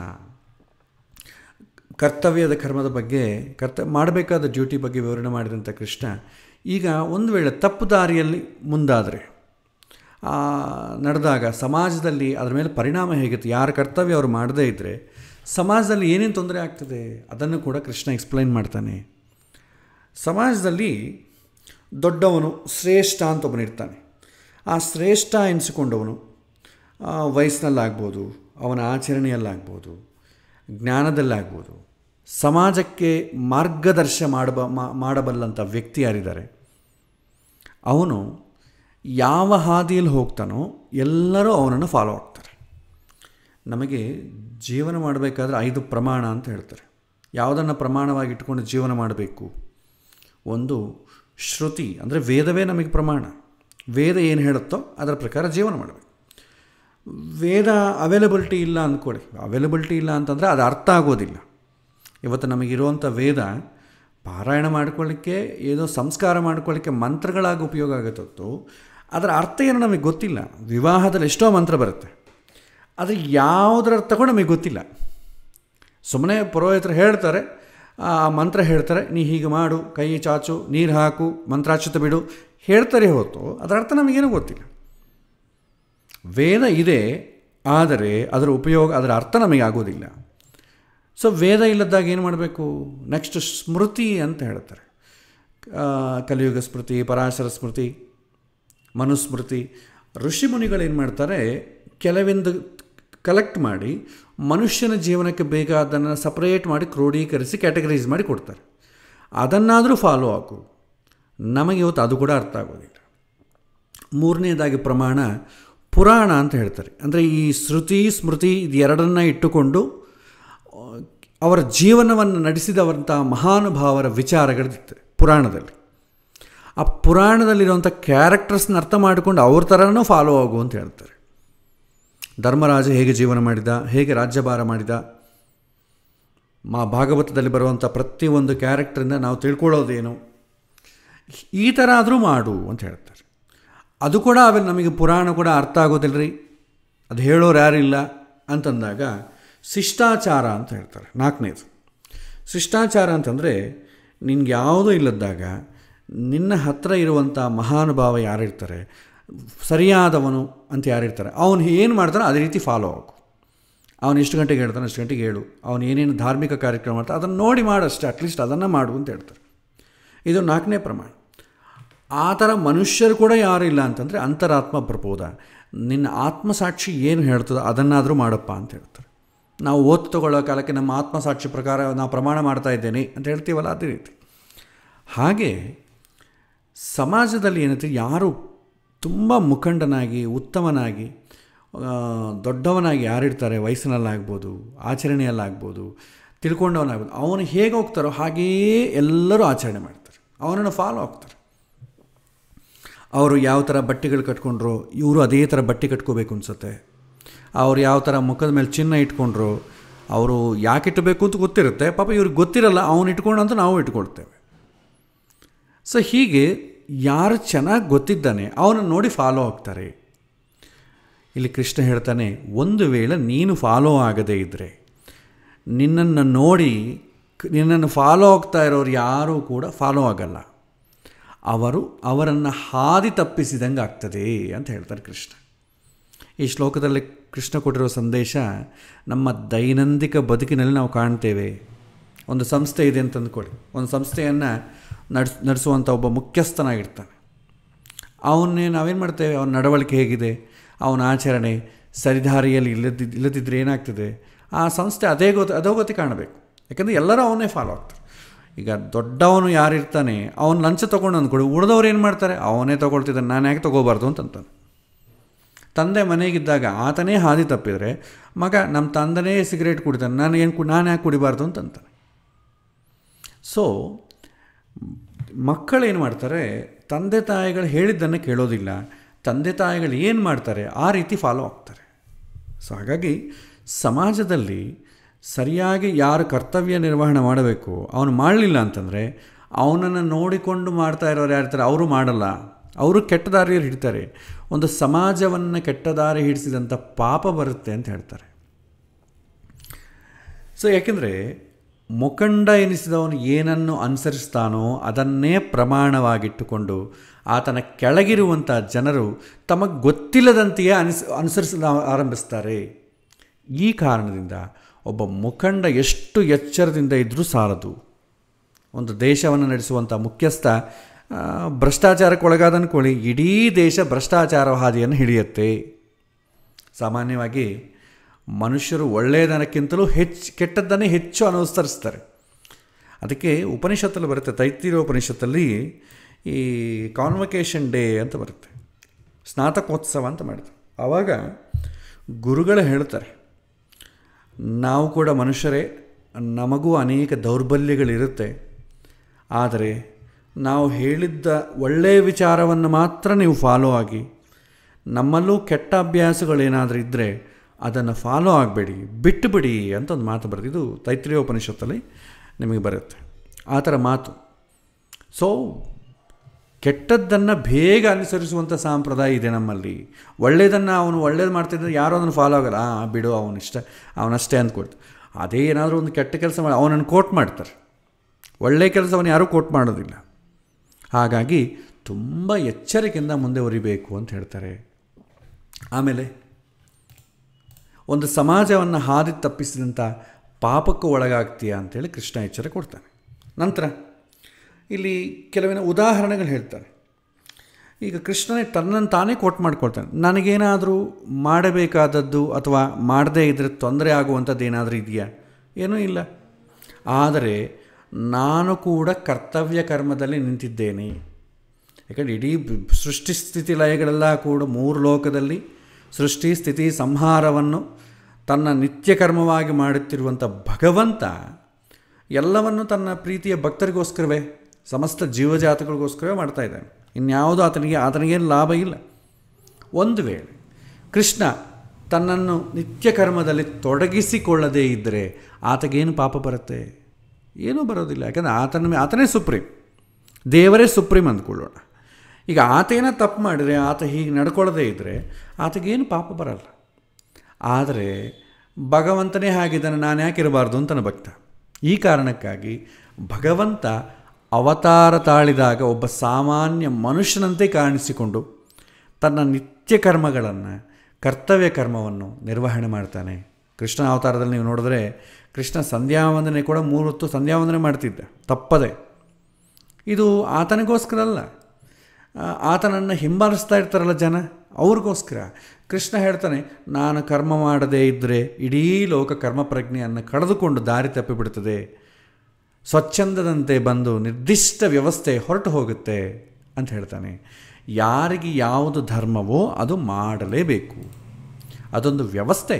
ಇಲ್ಲದಿದ್ದರೆ ಎಲ್ಲರೂ ಕೂಡ ತಮಗೆ ತೋಚಿದಂತೆ ಮಾಡಲಾರಂಭಿಸಿದರೆ ಏನಾಗುತ್ತೆ? ಇದರಿಂದ ಅವ್ಯವಸ್ಥೆ ತಾಂಡವಾಗ್ತದೆ, ಹಾಗೂ ಅದಕ್ಕೆ ಜವಾಬ್ದಾರರು ನಾವೇ ಆಗ್ತೇವೆ. ಇದು ನಾವು ನಿತ್ಯದಲ್ಲಿ ನಾವು ಕಾಣ್ಬೋದು. ನಾವು ಸ್ವಲ್ಪ ಆಚಾರ ವಿಚಾರ ಏನು ಗೊತ್ತಿದೆ, ನಾವೇನು ಕಾಣ್ತೇವೆ, ಮದುವೆಗಳು, ಫಂಕ್ಷನ್ಸ್, ಇವಾಗೆಲ್ಲ ಏನಾಗಿದೆ, ಪೂರ್ತಿ ಲೌಕಿಕ ಆಗಿಬಿಟ್ಟಿದೆ. ಈಗ ಏನಾದರೂ ಫಂಕ್ಷನ್ ಅಂತಂದರೆ ಏನಿದೆ, ಫಸ್ಟ್ ಹಾಲ್ ಬುಕ್ ಮಾಡು, ಕ್ಯಾಟ್ರಿಂಗ್ ಬುಕ್ ಮಾಡು, ಅಲ್ಲಿಗೆ ಮೇಜರ್ ಆಗೋಯ್ತು. ಅಲ್ಲಿ ಆ ಥರದ ಹೊಸ ಸಂಪ್ರದಾಯ ಬಂದಿದೆ. ಪಾಪ ಯಾರಿಗೋ ಒಬ್ಬನಿಗೆ ಅನಾನುಕೂಲ ಆಗಿರುತ್ತೆ, ಪಾಪ ಅವನಿಗೆ ಯಾರೂ ಸಪೋರ್ಟ್ ಇರಲ್ಲ, ಆದರೂ ಪಾಪ ಅವನಿಗೆ ಮನೆಯಲ್ಲೇನೋ ಮಾಡಬೇಕು ಅಂತ ಇಂಟ್ರೆಸ್ಟು, ಆದರೆ ಪಾಪ ಯಾರೂ ಸಿಗೋದಿಲ್ಲ ಪಾಪ ಅವನಿಗೆ. ಆ ಕಾರಣದಿಂದ ಏನು ಮಾಡ್ತಾನೆ, ಅವನು ಯಾವುದೋ ಒಂದು ಕ್ಯಾಟ್ರಿಂಗ್ ಹೇಳ್ತಾನೆ, ಮನೆಯಲ್ಲಿ ಅನುಕೂಲ ಇಲ್ಲ, ಒಂದು ಫಂಕ್ಷನ್ ಹಾಲಲ್ಲಿ ಯಾವುದೋ ಒಂದು ಬೇರೆ ಮನೆ ತೊಗೊಂಡು ಅಲ್ಲಿ ಮಾಡ್ತಾನೆ. ಈಗೇನಾಗಿದೆ, ಅದೊಂದು ಟ್ರೆಂಡ್ ಆಗಿದೆ. ಮದುವೆ ಅಂತಂದರೆ ದೊಡ್ಡ ಕಲ್ಯಾಣ ಮಂಟಪ, ಎಕ್ಸ್ಟ್ರೀಮ್ ಆಗಿರಬೇಕು, ಅಷ್ಟು ವ್ಯವಸ್ಥೆ ಇರಬೇಕು, ಇಂದ್ರ ಭವನದಂತೆ ಇರಬೇಕು, ಆ ಥರ Kalyana Mantapa, south Indian, north Indian ಎಲ್ಲ ಡಿಶಸ್ಸು ಇರಬೇಕು. ಅದೇನಾಗಿದೆ, ಒಬ್ಬರು ನೋಡೊಬ್ಬರು ಫಾಲೋ ಆಗ್ತಾ ಈ ಸ್ಥಿತಿಗೆ ಬಂದಿದೆ. ಇನ್ನು ಮದುವೆ ವಿಚಾರವೂ ಅಷ್ಟೆ. ಇನ್ನು ವೆಸ್ಟರ್ನ್ ಕಂಟ್ರೀಸಲ್ಲಿ ಯಾವುದು ಫಾಲೋ ಆಗ್ತಾರೆ ಅದೇ ಟ್ರೆಂಡ್ ನಮಗೂ ಬಂದುಬಿಟ್ಟಿದೆ. ಯಾಕೆಂದರೆ ಯಾರೋ ಒಬ್ಬರು ಮಾಡ್ತಾನೆ, ಅವನನ್ನು ಫಾಲೋ ಆಗ್ತಾ ಅವ್ರ ಮದುವೆಯಲ್ಲಿ ಮಾಡಿದರು, ನಾವು ಅದೇ ರೀತಿ ಮಾಡೋಣ. ತುಂಬ ರೆಸ್ಪಾನ್ಸ್ ಚೆನ್ನಾಗಿದೆ. ಏನಾಯಿತು, ಇವತ್ತು ಮದುವೆಗೆ ಮುಂಚೆ ರಿಸೆಪ್ಷನ್ ಅಂತ ಒಂದು ಇಟ್ಬಿಡ್ತಾರೆ. ಆ ರಿಸೆಪ್ಷನ್ ನಮ್ಮ ಸಂಪ್ರದಾಯ ಇಲ್ಲವೇ ಇಲ್ಲ, ಅದು ಪಾಶ್ಚಾತ್ಯರ ಸಂಪ್ರದಾಯ. ಆದರೆ ಎಲ್ಲ ಆಗೋದ್ಮೇಲೆ ನಾವು ಹೇಳಿ, ಅಯ್ಯೋ ಇದು ನಮ್ಮ ಸಂಪ್ರದಾಯ ಇಲ್ಲ, ಇದು ನಿಶ್ಚಿತಾರ್ಥ ನಮ್ಮ ಸಂಪ್ರದಾಯ ಇಲ್ಲ, ನಮ್ಮ ಮನೆಗೆ ಎಲ್ಲ ಫಾಲೋ ಆಗಿದ್ದಾಯಿತು. ಒಬ್ಬರು ನೋಡಿ ಫಾಲೋ ಆಗಿಬಿಟ್ಟಿದ್ದಾರೆ. ಅದಕ್ಕೆ ನನ್ನನ್ನು ಯಾರೂ ನೋಡ್ತಾ ಇಲ್ಲ, ನಾನು ಒಬ್ಬರು ಮಾಡಲಿದ್ರೆ ಏನು ಅಂತ ಅಂದುಕೊಂಡ್ರೆ ನಮ್ಮನ್ನು ಹಿಂಬಾಲಿಸಿದವರು ಕೂಡ ನಮ್ಮನ್ನು ಹಾಗೇ ಮಾಡ್ತಾರೆ. ಅದರಿಂದ ಏನಾಗುತ್ತೆ, ಧರ್ಮ ಹಾದಿ ತಪ್ಪತ್ತೆ, ಅದು ಕೊನೆಗೆ ಬಂದು ನಮಗೆ ಬಡಿಯುತ್ತೆ. ಸೊ ಹೀಗೆ ಯಾರು ತೋಚಿದಂತೆ ಅವರು ಮಾಡೋಕ್ಕಿಲ್ಲ, ಎಲ್ಲರೂ ಅವರವ್ರ ಕೆಲಸವನ್ನು, ಅವ್ರವ್ರ ಕರ್ತವ್ಯವನ್ನು ಮಾಡಬೇಕು ಅಂತ ಉದ್ದೇಶಕ್ಕಾಗಿ ಕೃಷ್ಣ ಇಲ್ಲಿ ತನ್ನನ್ನು ತಾನೇ ಎಕ್ಸಾಂಪಲ್ ಆಗಿ ತೋರಿಸ್ಕೊಂಡು ಉತ್ತರ ಕೊಡ್ತಾನೆ. ಆಮೇಲೆ ಕೆಲವಿನ ತಿಳುವಳಿಕೆ ಇಲ್ಲದಂಥ ಅಂಥವ್ರು ಏನು ಮಾಡ್ತಾರೆ, ಫಲಾಪೇಕ್ಷದಿಂದ ಏನೋ ಒಂದು ಬೆನಿಫಿಟ್ ಇದ್ರೇ ಕರ್ಮ ಮಾಡ್ತಾರೆ. ಆದರೆ ತಿಳ್ಕೊಂಡವನು ಜ್ಞಾನಿ ಯಾವುದೇ ಫಲದ ಅಧಿಕಾರ ಸಾಧಿಸದೆ ನಿಷ್ಕಾಮ ಕರ್ಮವನ್ನು ಮಾಡ್ತಾನೆ. ನನಗೇನು ಬೆನಿಫಿಟ್ ಇಲ್ಲದ್ರೂ ಪರವಾಗಿಲ್ಲ, ನಾನು ಕರ್ತವ್ಯ ಮಾಡಿ. ಇವತ್ತೆಲ್ಲ ಅಷ್ಟೇ ಅಲ್ವಾ, ಯಾವುದಾದ್ರೂ ಒಂದು ಕೆಲಸ ಮಾಡಬೇಕಾದ್ರೆ ಅದಕ್ಕೊಂದು ಬೆನಿಫಿಟ್ ಇದ್ರೇ, ದುಡ್ಡು ಕೊಟ್ಟರೆ ಮಾಡ್ತೇವೆ, ಇಲ್ಲದ್ರೆ ಇಲ್ಲ. ಒಂದು ಹಾಡು ಹೇಳಬೇಕು, ದುಡ್ಡು ಸಂಭಾವನೆ ಇರಬೇಕು, ಒಂದು ಪ್ರವಚನ ಸಂಭಾವನೆ ಇರಬೇಕು, ಒಂದು ನಾಟ್ಯ ಪ್ರದರ್ಶನೆ ಸಂಭಾವನೆ ಇರಬೇಕು, ಒಂದು ದೇವರ ಮಂತ್ರ ಅಥವಾ ವೇದ ಮಂತ್ರಗಳು ಹೇಳಬೇಕಾದ್ರೂ ಸಂಭಾವನೆ ಇಲ್ಲದ್ರೆ ಯಾರು ಬರ್ತಾರೆ ವೇದ ಮಂತ್ರ ಹೇಳಲಿಕ್ಕೆ? ಆದರೆ ತನ್ನ ಕರ್ತವ್ಯ ಅಂತ ಮಾಡಬೇಕು. ಹಿಂದೆ ಮಾಡ್ತಿದ್ರು, ಹಿಂದೆ ಎಷ್ಟೋ ಜನ ಜ್ಞಾನಿಗಳು ಅವರ ಗೊತ್ತಿದ್ದಂಥವರು ಅನುಯಾಯಿಗಳಿಗೆ ಹಿತವನ್ನು ಬಯಸೋರಿಗೆ ಹೋಗಿ ಹೇಳಿಕೊಡ್ತಿದ್ರು. ಇವತ್ತು ಆ ಸಂಪ್ರದಾಯವೇ ಇಲ್ಲ. ಇವತ್ತು ಹಣ ಇಲ್ಲದ್ರೆ ಎಲ್ಲವನ್ನು ಬಿಟ್ಟಂಥ ಸ್ವಾಮಿಗಳೇ ನಿಮ್ಮ ಬರಲಿಕ್ಕೆ ರೆಡಿ ಇರಲ್ಲ ಯಾರು. ಹಣ ಇದ್ದು ಅವರಿಗೆ ಯೋಗಕ್ಷೇಮ, ಅವರಿಗೆ ಬೇಕಾದಂಥ, ಅವರಿಗೆ ಅವರ ಶಿಷ್ಯ ಪರಿವಾರಕ್ಕೆ ಬೇಕಾದಷ್ಟು ವ್ಯವಸ್ಥೆ ಮಾಡಿರಬೇಕು. ಸಾಮಾನ್ಯ ಬಡತನದಲ್ಲಿದ್ದಂಥವನು ಇವತ್ತು ಸ್ವಾಮಿಗಳು ನಮ್ಮ ಮನೆಗೆ ಬರಲಿ ಅಂದರೆ ಅವ್ರು ಯಾರೂ ಬರಲಿಕ್ಕೆ ರೆಡಿ ಇಲ್ಲ. ಸೊ ಹಾಗಾಗಿ ಕರ್ತವ್ಯ ಕರ್ಮಗಳನ್ನ ಮಾಡಬೇಕು. ಒಬ್ಬ ಜ್ಞಾನಿ ಏನು ಮಾಡ್ತಾನೆ, ತನ್ನ ಕರ್ತವ್ಯ ಯಾವುದು ಯಾವುದೇ ಫಲವನ್ನು ಆಶೆ ಮಾಡದೆ ತನ್ನ ಕರ್ತವ್ಯವನ್ನು ತಾನು ಮಾಡ್ತಾನೆ. ಅದೇ ತಿಳುವಳಿಕೆ ಇಲ್ಲದವನು ಬೆನಿಫಿಟ್ ಇದ್ದರೆ ಮಾತ್ರ ಮಾಡ್ತಾನೆ. ಕೃಷ್ಣ ಹೇಳ್ತಾನೆ, ನಾನು ನನ್ನ ಕಣ್ಮುಂದೆ ಬೆಳೆಯುತ್ತಿರುವಂಥ ಜನಾಂಗಕ್ಕೆ ಮಾರ್ಗದರ್ಶಕನಾಗಿ ಭಗವಂತನ ಸೇವೆ ಮಾಡ್ತಾ ಇದ್ದೇನೆ. ನನಗೆ ಇದರಿಂದ ಭಗವಂತ ಏನು ಕೊಟ್ಟರೂ ಸಂತೋಷ ಎಂಬ ಸಂಕಲ್ಪದಿಂದ ಕರ್ಮ ಮಾಡಬೇಕು. ಇದು ನಿಜವಾದಂಥ ಕರ್ಮಯೋಗ ಅಂತ ಹೇಳ್ತಾನೆ. ಇದರಿಂದ ಪುಣ್ಯ ಆಗಲಿ ಪಾಪ ಆಗಲಿ ಎರಡೂ ಬರೋಲ್ಲ, ಅಟ್ ದ ಸೇಮ್ ಟೈಮ್ ಬಂಧಕ ಕೂಡ ಇರಲ್ಲ. ಪುಣ್ಯ ಪಾಪ ಎರಡೂ ಬಂಧಕವೇ. ಪುಣ್ಯ ಬಂದು ಐರನ್ ಇದು ಅಂತ ಹೇಳ್ತೀವಿ, ಕಾಪ್ಸ್. ಪುಣ್ಯ ಅಂತಂಬೋದು ಬಂಗಾರದ ಬೇಡಿಗಳು. ಸೊ ಈ ರೀತಿ ಅಷ್ಟೇ ಹೊತ್ತು ಎರಡೂ ಬಂಧಕಗಳೇ. ಸೊ ಹಾಗಾಗಿ ಯಾರ ಕರ್ತವ್ಯ ಅವರು ಫಲಾಪೇಕ್ಷವನ್ನು ಬಯಸದೇ ಮಾಡಿದರೆ ನಮ್ಮನ್ನು ಫಾಲೋ ಆಗೋರು ಪರ್ಫೆಕ್ಟಾಗಿ ಫಾಲೋ ಆಗ್ತಾರೆ. ಇದು 2ನೇ ಅಧ್ಯಾಯದಲ್ಲಿ ಕರ್ಮಣ್ಯೇವಾಧಿಕಾರಸ್ಯ ಅದಕ್ಕೆ ಎಕ್ಸ್ಪ್ಲನೇಷನ್ ಇದು. ನಾವು ಕರ್ಮವನ್ನು ಮಾಡಬೇಕು, ಯಾವುದೇ ಫಲವನ್ನು ಬಯಸಬಾರದು, ಅಧಿಕಾರ ಸಾಧಿಸಬಾರದು. ಅಧಿಕಾರ ಸಾಧಿಸಿದರೆ ಯಾವುದೋ ಒಂದು ಕಾರಣದಿಂದ ಅದು ನಮಗೆ ಸಿಗದೇ ಇದ್ದರೆ ಡಿಪ್ರೆಷನ್ಗೆ ಒಳಗಾಗ್ತೀವಿ ಅಂತಂಬ ವಿಚಾರ ಕೃಷ್ಣ 2ನೇ ಅಧ್ಯಾಯದಲ್ಲಿ ಹೇಳಿದ್ದ. ಅದನ್ನೇ ಇನ್ನಿಷ್ಟು ಎಕ್ಸ್ಪ್ಲನೇಷನ್ ಕೊಟ್ಟು ನಮ್ಮ ಕರ್ತವ್ಯಗಳು ನಾವು ಮಾಡದೇ ಇದ್ದರೆ ಸಮಾಜಕ್ಕಾಗುವಂಥ ತೊಂದರೆಗಳೇನಿದೆ ಅಂತಂಬೋದು ಆ್ಯಂಗಲಲ್ಲಿ ಭಗವಂತ ಇಲ್ಲಿ ಎಕ್ಸ್ಪ್ಲೈನ್ ಮಾಡ್ತಾನೆ. ಆಮೇಲೆ ಸಮಾಜದಲ್ಲಿ ಅನೇಕ ತರಹ ಜನ ಇರ್ತಾರೆ. ಎಲ್ಲರಿಗೂ ತಿಳುವಳಿಕೆ ಇರುತ್ತೆ ಅಂತ ಹೇಳೋಕ್ಕಾಗೋದಿಲ್ಲ. ಪ್ರತಿಯೊಬ್ಬರೂ ಕೂಡ ಅವರವರ ನಂಬಿಕೆಗೆ ತಕ್ಕಂತೆ ನಡ್ಕೊಳ್ತಾ ಇರ್ತಾರೆ. ತಿಳಿದವರಿಗೆ ಅದೇನನ್ಸುತ್ತೆ, ಮೂಢನಂಬಿಕೆ ಅನಿಸುತ್ತೆ. ಆದರೆ ಎಂದೂ ಒಮ್ಮೆಗೆ ಹೋಗಿ ಅಂತಹ ಜನರನ್ನು ಪರಿಹಾಸ್ಯ ಮಾಡಬಾರದು. ಒಬ್ಬ ಒಂದು ಕಲ್ಲನ್ನು ದೇವರು ಅಂದ್ಕೊಂಡು ಪೂಜೆ ಮಾಡ್ತಾನೆ, ಅದಕ್ಕೊಂದು ಹೆಸರು ಕೊಡ್ತಾನೆ, ಅದನ್ನೇ ದೇವರು ಅಂತ ಪೂಜೆ ಮಾಡ್ತಾನೆ. ಎಷ್ಟೋ ನಮಗೆ ಹಳ್ಳಿ ಇದರಲ್ಲಿ ಪಾಪ ಯಾವುದೋ ಒಂದು ರೋಗ ಬಂದಿರುತ್ತೆ, ಆ ರೋಗವನ್ನು ಹೋಗಲಾಡಿಸು ಅಂತೇಳಿ ಗಿಡಕ್ಕೋ ಗುಡ್ಡಕ್ಕೋ ಮರಕ್ಕೋ ಪೂಜೆ ಮಾಡ್ತಾರೆ, ಅದಕ್ಕೊಂದು ಹೆಸರಿಡ್ತಾರೆ. ಆ ರೋಗದಿಂದ ವಿಮುಕ್ತ ಮಾಡಿದ್ದಕ್ಕೆ ಆ ಹೆಸರೇ ಇಟ್ಬಿಡ್ತಾರೆ. ಕಲರ, ಪ್ಲೇಗು, ಈ ಥರ ಹೆಸರುಗಳು ಎಷ್ಟೋ ಕಡೆ ಇದೆ. ದೊಡ್ಡಮ್ಮ, ಚಿಕ್ಕಮ್ಮ, ಮಾರಮ್ಮ, ಈ ಥರ ಇಲ್ವಾ? ಇದೆಲ್ಲ ಕೂಡ ಆ ಪಾಪ ಅವರ ಶ್ರದ್ಧೆ ಇದೆ, ಭಕ್ತಿ ಇದೆ, ಪಾಪ ತಿಳುವಳಿಕೆ ಇಲ್ಲ, ಅಂಥವರು ಪೂಜೆ ಮಾಡ್ತಾರೆ. ಆದರೆ ತಿಳ್ಕೊಂಡವ್ರಿಗೆ ಏನು ಅನಿಸುತ್ತೆ, ಅದು ಅಜ್ಞಾನ. ಒಬ್ಬ ಚೆನ್ನಾಗಿ ವೇದವನ್ನು ಓದಿಕೊಂಡಂಥ ಸತ್ಯಶಾಸ್ತ್ರ ಪಂಡಿತರಿಗೆ ಏನು ಅನಿಸುತ್ತೆ, ಮೂರ್ಖತನ ಅನಿಸುತ್ತೆ. ಈ ನಾನಾ ಬಗೆಯ ವಿಗ್ರಹಗಳನ್ನು ಮಹಾರಾಜನ ಪೂಜೆ ಮಾಡ್ತಿರ್ತಾರೆ. ಅವ್ರಿಗೇನು ಅನಿಸುತ್ತೆ, ಹಿಂದೂಗಳನ್ನು ನೋಡ್ರೆ ಮುಸ್ಲಿಮರಿಗೆ ಇವರು ಮೂರ್ಖರು ಅನಿಸುತ್ತೆ, ಮುಸ್ಲಿಮರನ್ನು ನೋಡ್ರೆ ಹಿಂದೂಗಳಿಗೆ ಇವರು ಮೂರ್ಖರು ಅಂತ ಅನಿಸುತ್ತೆ. ಇವತ್ತೂ ಜಗಳಾಡ್ಕೊಂಡು ಒದ್ದಾಡ್ತಾ ಇದ್ದೆ. ಆದರೆ ಕೃಷ್ಣ ಹೇಳ್ತಾನೆ, ಯಾರನ್ನು ಪರಿಹಾಸ ಮಾಡಬೇಡಿ. ಪಾಪ ಗೊತ್ತಿಲ್ಲ ಅವನಿಗೆ, ಗೊತ್ತಿದ್ದವನ ಒಂದು ಅಜ್ಞಾನ, ಗೊತ್ತಿಲ್ಲದಿದ್ದವನು ಮಾಡೋದಕ್ಕೆ ಗೊತ್ತಿದ್ದವನು ಯಾವ ಥರದ ಪರಿಹಾಸ್ಯ ಮಾಡಬಾರದು. ಸೊ ಹೀಗೆ ಆತನ ಮೇಲೆ ಆತನಿಗೆ ಅಪಾರ ನಂಬಿಕೆ, ಶರಣಾಗತಿ ಆತ ಯಾವಾಗೂ ರಕ್ಷಣೆ ಮಾಡ್ತಾನೇ ಇರುತ್ತೆ. ಇದನ್ನು ನೋಡಿ ಪರಿಹಾಸ್ಯ ಮಾಡುವುದು ಬೇಡ, ಅದು ಮೂಢತನ ಅಂತ ಹೇಳ್ತಾರೆ. ಅವರು ಇಂತಹ ನಂಬಿಕೆಯ ನೆಲೆಗಟ್ಟಿನಲ್ಲೇ ಜೀವನದಲ್ಲಿ ಭರವಸೆಯನ್ನು ಇಟ್ಟುಕೊಂಡು ಬದುಕ್ತಾ ಇರ್ತಾರೆ. ಅವರಿಗೊಂದು ಸನಾತನ ಪ್ರಜ್ಞೆ ಇರುತ್ತೆ. ಭಗವಂತ ನನ್ನನ್ನು ಕಾಪಾಡ್ತಾ ಇದ್ದಾನೆ, ಭಗವಂತ ಎಲ್ಲ ಕಡೆ ಇದ್ದಾನೆ, ಯಾವ ಹೆಸರಿಂದ ಕರೆದ್ರೂ ಭಗವಂತನೇ, ಹಾಗೂ ಸರ್ವಶಕ್ತ ಭಗವಂತ ಆತನಿಗೆ ಕಲ್ಲಿನ ಮುಖೇನ ರಕ್ಷಣೆ ಕೊಡ್ತಾ ಇರ್ತಾನೆ. ಆದ್ದರಿಂದ ಎಂದೂ ಅಂಥವರನ್ನು ಪರಿಹಾಸ್ಯ ಮಾಡಬಾರ್ದು, ನಗಬಾರ್ದು. ಅದನ್ನು ಬಿಟ್ಟು ಅವರನ್ನು ಕ್ರಮೇಣವಾಗಿ ಜ್ಞಾನದ ಪರಿಧಿಯಲ್ಲಿ ತರುವಂಥ ಪ್ರಯತ್ನ ಮಾಡಬೇಕಷ್ಟೇ. ಅವನು ಮತ್ತಿಷ್ಟು ಜ್ಞಾನವನ್ನು ಕೊಟ್ಟು ಎಕ್ಸ್ಪ್ಲನೇಷನ್ ಕೊಡಬೇಕು.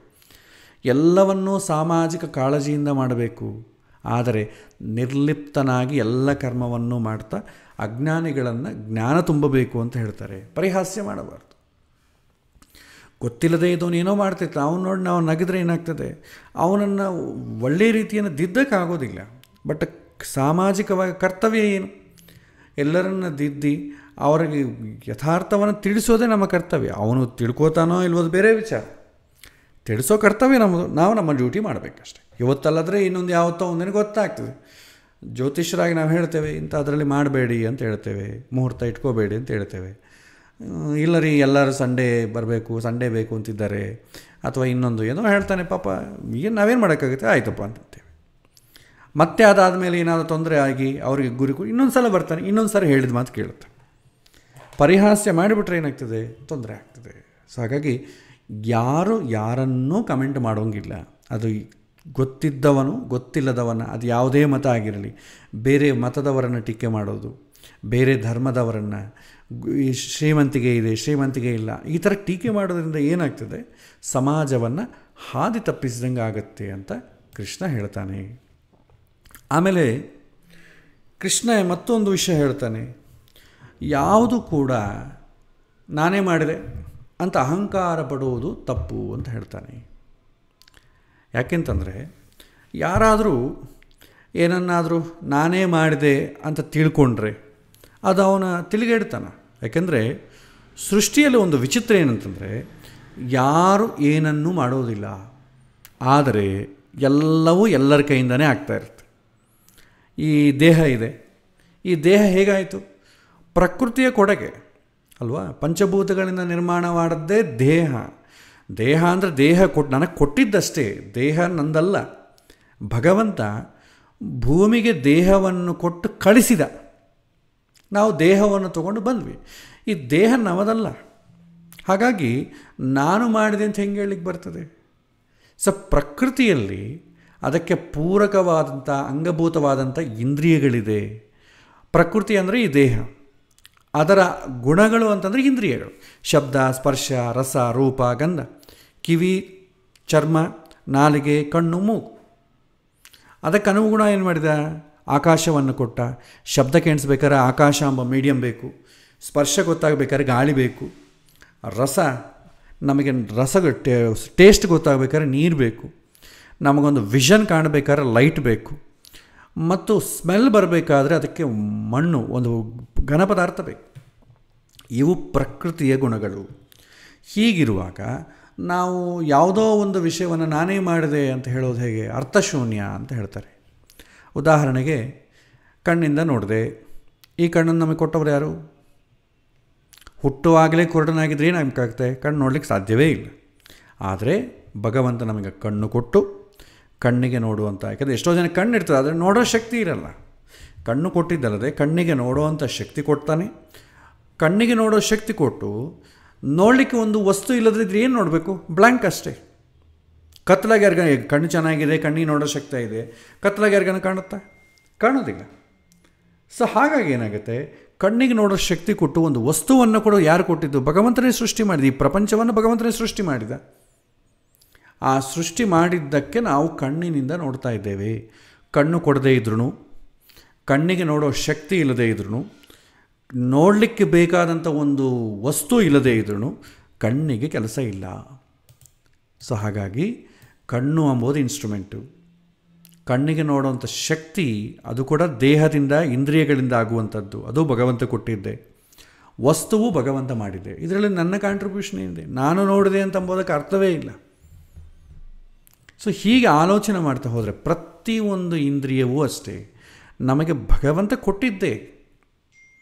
ಸೊ ಒಂದು ಕಾರ್ಯ ಆಗಬೇಕಾದ್ರೆ ಇಡೀ ವಿಶ್ವದ ಅನೇಕ ಘಟಕಗಳು ಸೇರಿ ಕಾರ್ಯನಿರ್ವಹಿಸಬೇಕು. ಪ್ರಕೃತಿ ಎಂಬುದು ಜಡ, ಅದಕ್ಕೇನೂ ಇಚ್ಛೆ ಇರಲ್ಲ. ಭೂಮಿ ಎಂಬುದು ಅದಕ್ಕೆ ಏನೂ ಇಚ್ಛೆ ಇರಲ್ಲ.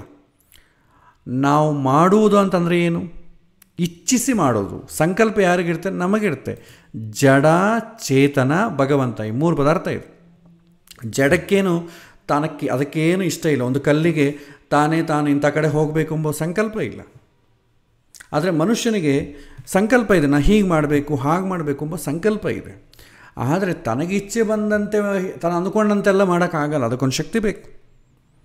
ಭಗವಂತ ಸ್ವತಂತ್ರ ಇಚ್ಛೆ, ಅವನು ಅಂದುಕೊಳ್ಳೂಬಹುದು, ಅವನು ಮಾಡಲೂಬಹುದು. ಈ ಥರ ಮೂರಿದೆ.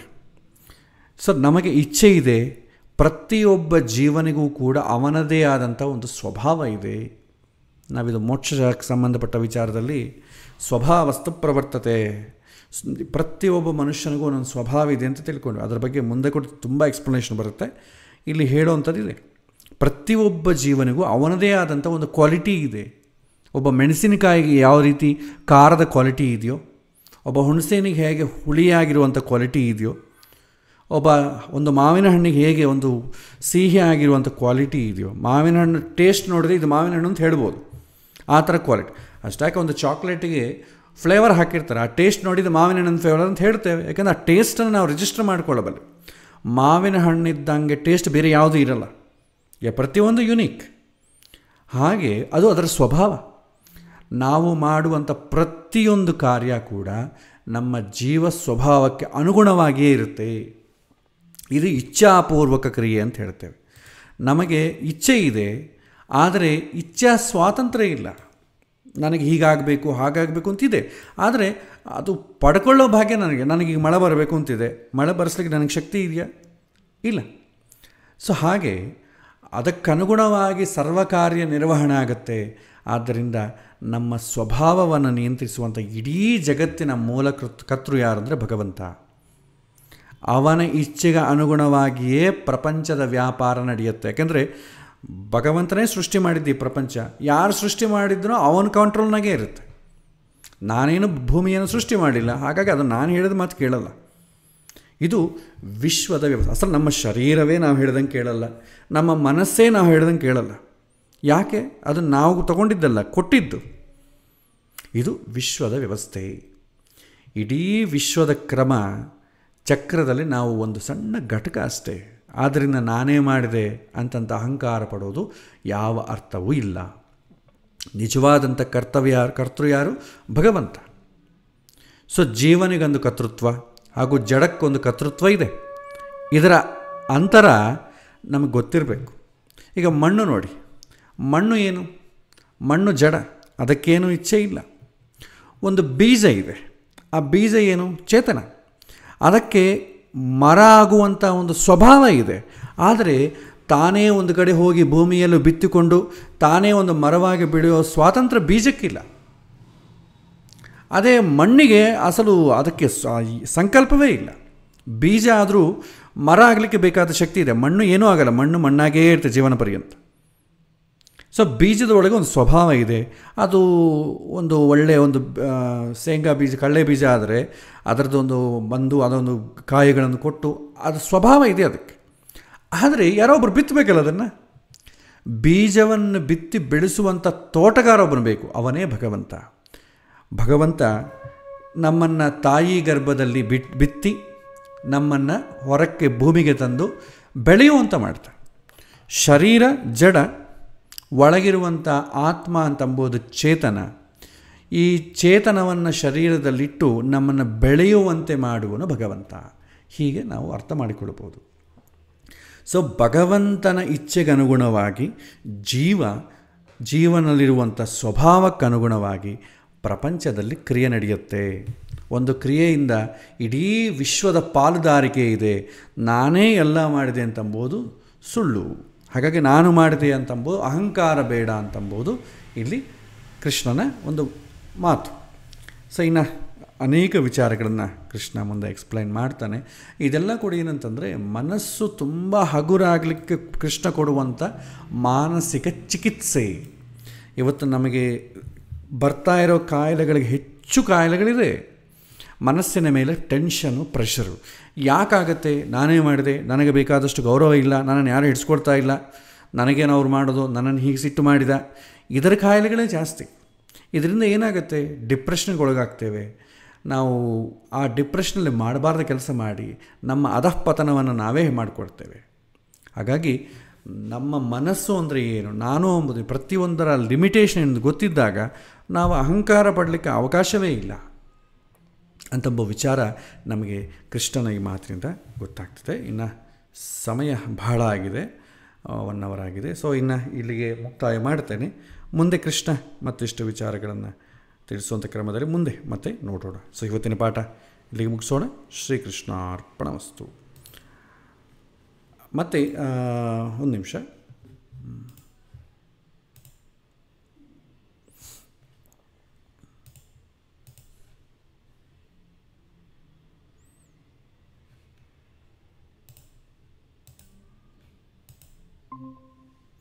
ಪ್ರಶ್ನೆಗಳೇನಾದ್ರಿದ್ದರೆ ಕೇಳ್ಬೋದು. ಒಂದು 5 ನಿಮಿಷ ಟೈಮ್ ಇದೆ.